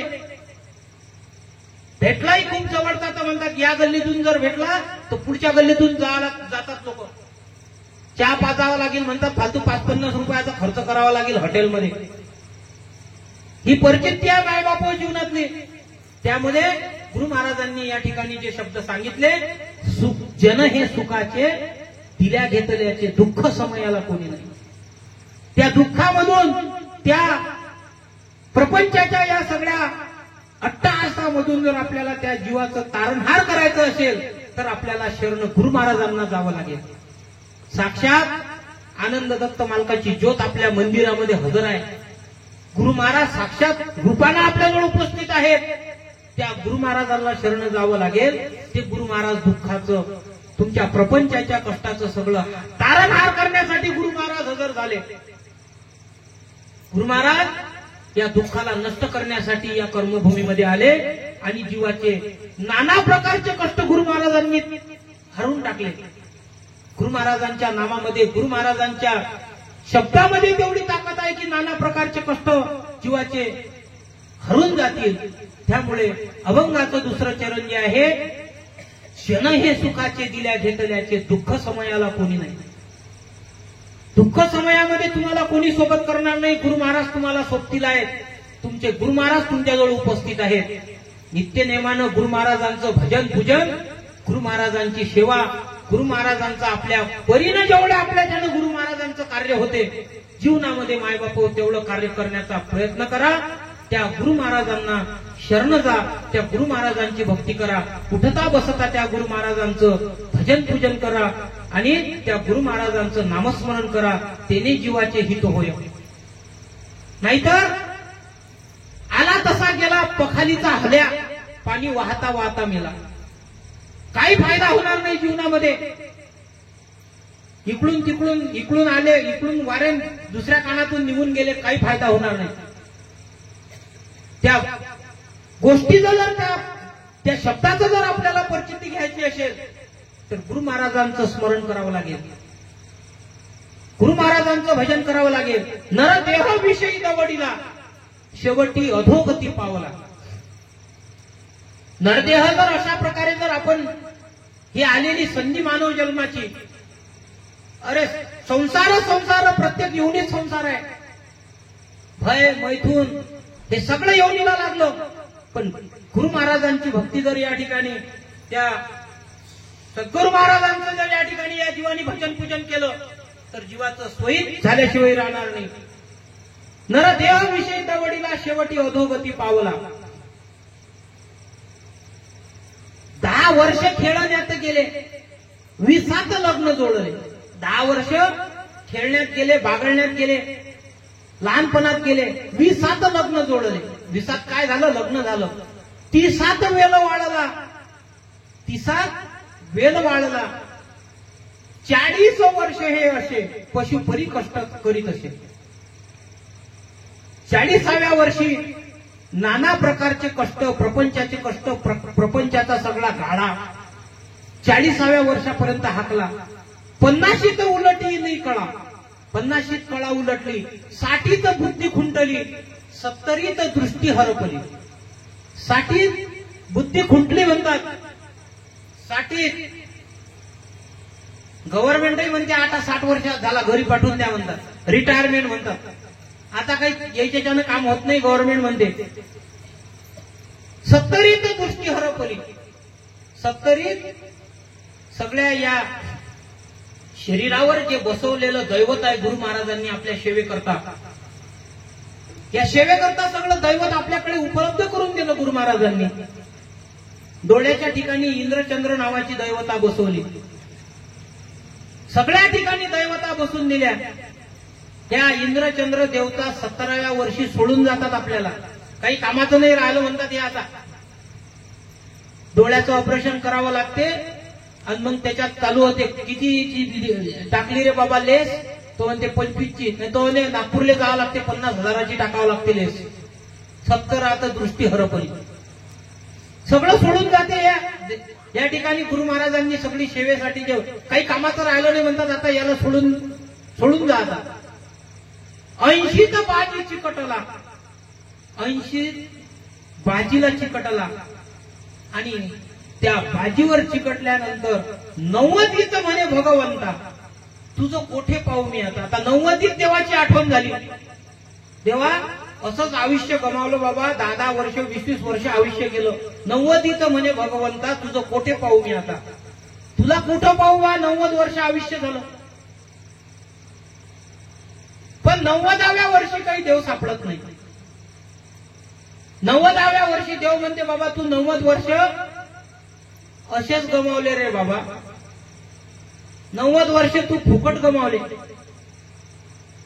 देवाची भक्ती जर करायची असेल तर आमच्या पाळोदीतल्या तरुण मंडळीचं गुण गावं लागेल माय बापू. आज सगळी मंडळी ही या सद्गुरू महाराजांच्या सेवेला लागली. धन्यता आहे, दर्शन घ्यावं लागेल या मंडळीचं. या सगळ्या तरुण मंडळीमुळे देवाचं कार्य तुम्ही सर्व मायबापांच्या साक्षीनं आणि तुम्ही सहकार्य करता या मंडळीला. तुमचं सुद्धा मानावे तेवढे उपकार होतील या सर्व मंडळीवर. तरुण मंडळीनं अशा प्रकारचं कार्य तुमच्या गावामध्ये चालू केलं. माझ्या मामांनी सांगितलं असे हे सगळे पोरं समोर आले भाच्या आणि आमच्या सगळ्या मंदिराचं कार्य या सगळ्या मंडळीनं उचललं. तुम्हाला सद्गुरू आनंद दत्त मालकाची कृपा झाल्याशिवाय राहणार नाही. दत्त महाराज तुम्हाला भेट दिल्याशिवाय राहणार नाही.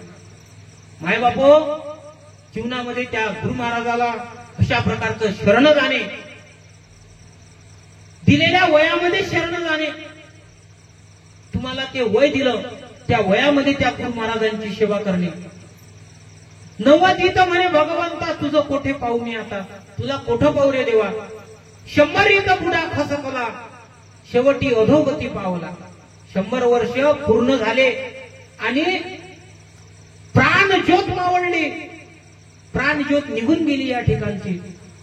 तुझं कोठे पाहता पाहता त्या गुरु महाराजांची ओळख झाली नाही. सद्गुरू महाराजांच्या कृपेमुळे, आनंद दत्त मालकाच्या कृपेमुळे त्या सद्गुरू महाराजांची ओळख करून देण्याचा प्रयत्न या ठिकाणी केला. आणि ती ओळख करून देत असताना त्या ओळखीचं, सद्गुरू महाराजांची ज्योतीचं, सद्गुरू महाराजांच्या ज्ञान सांगत असताना, गुरु महाराजांचं ज्ञान मायबापो आपल्याच्यानं सांगल्या जाणार नाही. अखंड ज्ञानाचे सागर आहेत गुरु महाराज. गुरु महाराजांकडे काय कमी आहे? त्यांच्या ज्ञानातला एक लोटाभर काय, एक ग्लासभर सुद्धा ज्ञान माझ्यासारख्या अज्ञान बालकाकडून सांगल्या जात नाही. एवढे ज्ञानाचे सागर आहेत मालक. त्या ज्ञानाचं जीवनामध्ये आल्यानंतर ते ज्ञान या ठिकाणी त्या गुरु महाराजांचं ज्ञान जाणून घेण्याचा प्रयत्न करावा. त्या गुरु महाराजांची सेवा या ठिकाणी करण्याचा प्रयत्न करावा ही विनंती तुम्हा मायबापांना करतो. अशा प्रकारचं आमचं कार्य जे या ठिकाणी तरुण मंडळीनं हाती घेतलं त्या कार्याला माझ्याकडून शुभेच्छा देतो. त्या कार्यासाठी या तुमच्या गावातल्या मंडळीने आम्हाला केव्हाही बोलवा, आमची केव्हाही आठवण करा. त्या गुरु महाराजांच्या सेवेकरता आम्ही तत्पर राहू. त्या गुरु महाराजांची सेवा आमच्याकडून आमच्या पद्धतीनं कशी घडील त्या सेवेसाठी आम्हाला एक हाक द्या. आम्ही त्या हाकेसाठी उपस्थित आहोत. हे वचन तुम्हा मायबापांना या ठिकाणी देतो. गुरु महाराजांचं भजन, गुरु महाराजांचं या ठिकाणी जे अभंग या ठिकाणी घेतला त्या अभंगातले 2च श्लोक आजच्या या ठिकाणी पूर्ण झाले. शेवटी गुरु महाराज म्हणतात की त्या ठिकाणी सांगतात गुरु महाराज की अशा प्रकारचं कार्य जीवनामध्ये करा. पुढच्या अभंगाचा भावार्थ गुरु महाराज अशाच पद्धतीनं तो परिपूर्ण करतात. त्या अभंगाचा भावार्थ परिपूर्णतेनं सांगण्याचा प्रयत्न केला तरी पण माझ्याकडून त्या अभंगाला परिपूर्णता, गुरु महाराजांच्या शिवाय ती पूर्णता होत नाही. आम्ही त्या अभंगाचं थोडक्यात या ठिकाणी मार्गदर्शन करण्याचा प्रयत्न केला. त्या सेवेमध्ये जर मायबापो माझ्यासारख्या पामराकडून काही चूक झाली असेल, तेने न्यून ते पुरते. पायीची चप्पल पायीच बरी. आम्ही पायातली चप्पल आहो गुरु महाराजांची, आम्ही पायातच बरे आहोत. त्या गुरु महाराजांची चप्पल आम्ही राहण्याचा प्रयत्न करू. त्या गुरु महाराजांचं ज्ञान या ठिकाणी सांगण्याचं परिपूर्ण वाक्य आमच्याकडे नाही. माझ्याकडे अज्ञान बालकाकडे गुरु महाराजांचे वाक्य नाही. ते वाक्य गुरु महाराजांचे परिपूर्ण करण्याचा प्रयत्न केला. ती सेवा मायबापो तुम्ही गोड करून घ्याल. त्या सेवेचं फळ तुम्हाला निश्चित भेटल्याशिवाय राहणार नाही. ती सेवा या ठिकाणी सद्गुरू महाराजांच्या चरणी करतो. तुम्हा श्रोते मायबापांच्या चरणी ही सेवा अर्पण करतो आणि माझ्या सेवेला पूर्ण विराम देतो. सर्वांना या ठिकाणी आनंद देवदत्त, आनंद देवदत्त, आनंद देवदत्त. ही सेवेला पूर्ण विराम करू. आनंदाची आरती. यानंतर आनंदाची आरती होणार आहे. आणि गणेशराव, खरोखर तुम्ही हा ज्ञानरूपी बोध आम्हाला केला त्याबद्दल आनंद देवदत्त, आनंद देवदत्त. जय आनंद जिंदाबाद. जय देव, जय देव, जय आनंद रूपा, सद्गुरु स्वरूपा. सगळ्या जीवातारण, सगळ्या जीवातारण, साक्षे परदीप. जय देव, जय देव. आनंदाची आरती, प्रेमाच्या ज्योती, प्रेमाच्या ज्योती. नित्य हा प्रकाश, नित्य हा प्रकाश, उरल्या ज्योती.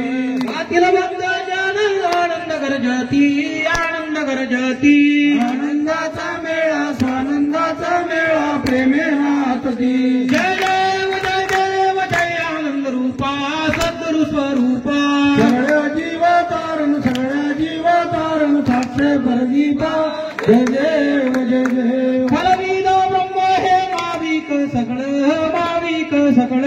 मिथ्ये हा प्रपंच मिथ्ये हा प्रपंच जैसे आभास मृगजल संसार भ्रांतीचे बडण हो भ्रांतीचे बडण आत्माराम शरण परब्रह्म केवळ जय देव जय आनंद रूपा सद्गुरु स्वरूपा सगळ्या जीवातारण साक्षे परदीपा जय देव जय देव फलविद ब्रह्म हे माविक सगळं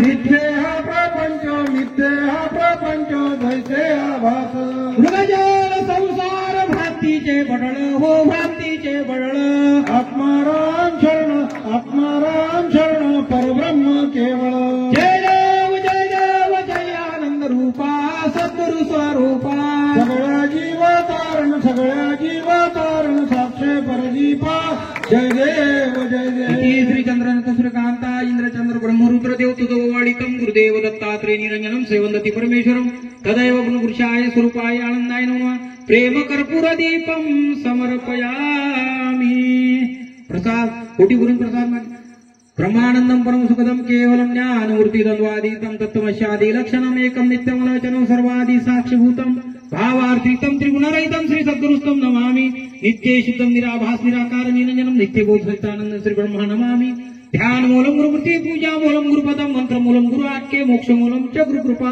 गुरु आदिचे अनादिचे गुरुस्प्रम देवतम गुरुप्रमतम नास्ते तस्मै श्री गुरुदेव नमः जाति पुरुषेशम पूर्ण रूपम कलयकम स्वयंमति सुखदया सदा सिद्ध नित्यम सकलम परम भक्तया वेष्टितम पूर्णलीलम कुलु शरणम त्वं तस्य स्वानंद मूर्ति सुललित सुवाचा सुंदरम प्रेमवाणी गुणगुणानम प्रेम भावार्थदानी भवनती भवतारकम कर्मविध्वंसनकम दलि सकल पापम देवदत्तम नमामि महान दत्तम दुरांगतीचे महान दत्तम नफांशी मंत्रो महान दत्तम इति मंत्र पुष्पांजलि गंधक्षिता पुष्पम समर्पयामि दत्तात्रेय महाराज सद्गुरु महाराज की जय अत्रविषण माये की जय आनंद चिंतन श्री गुरुदेव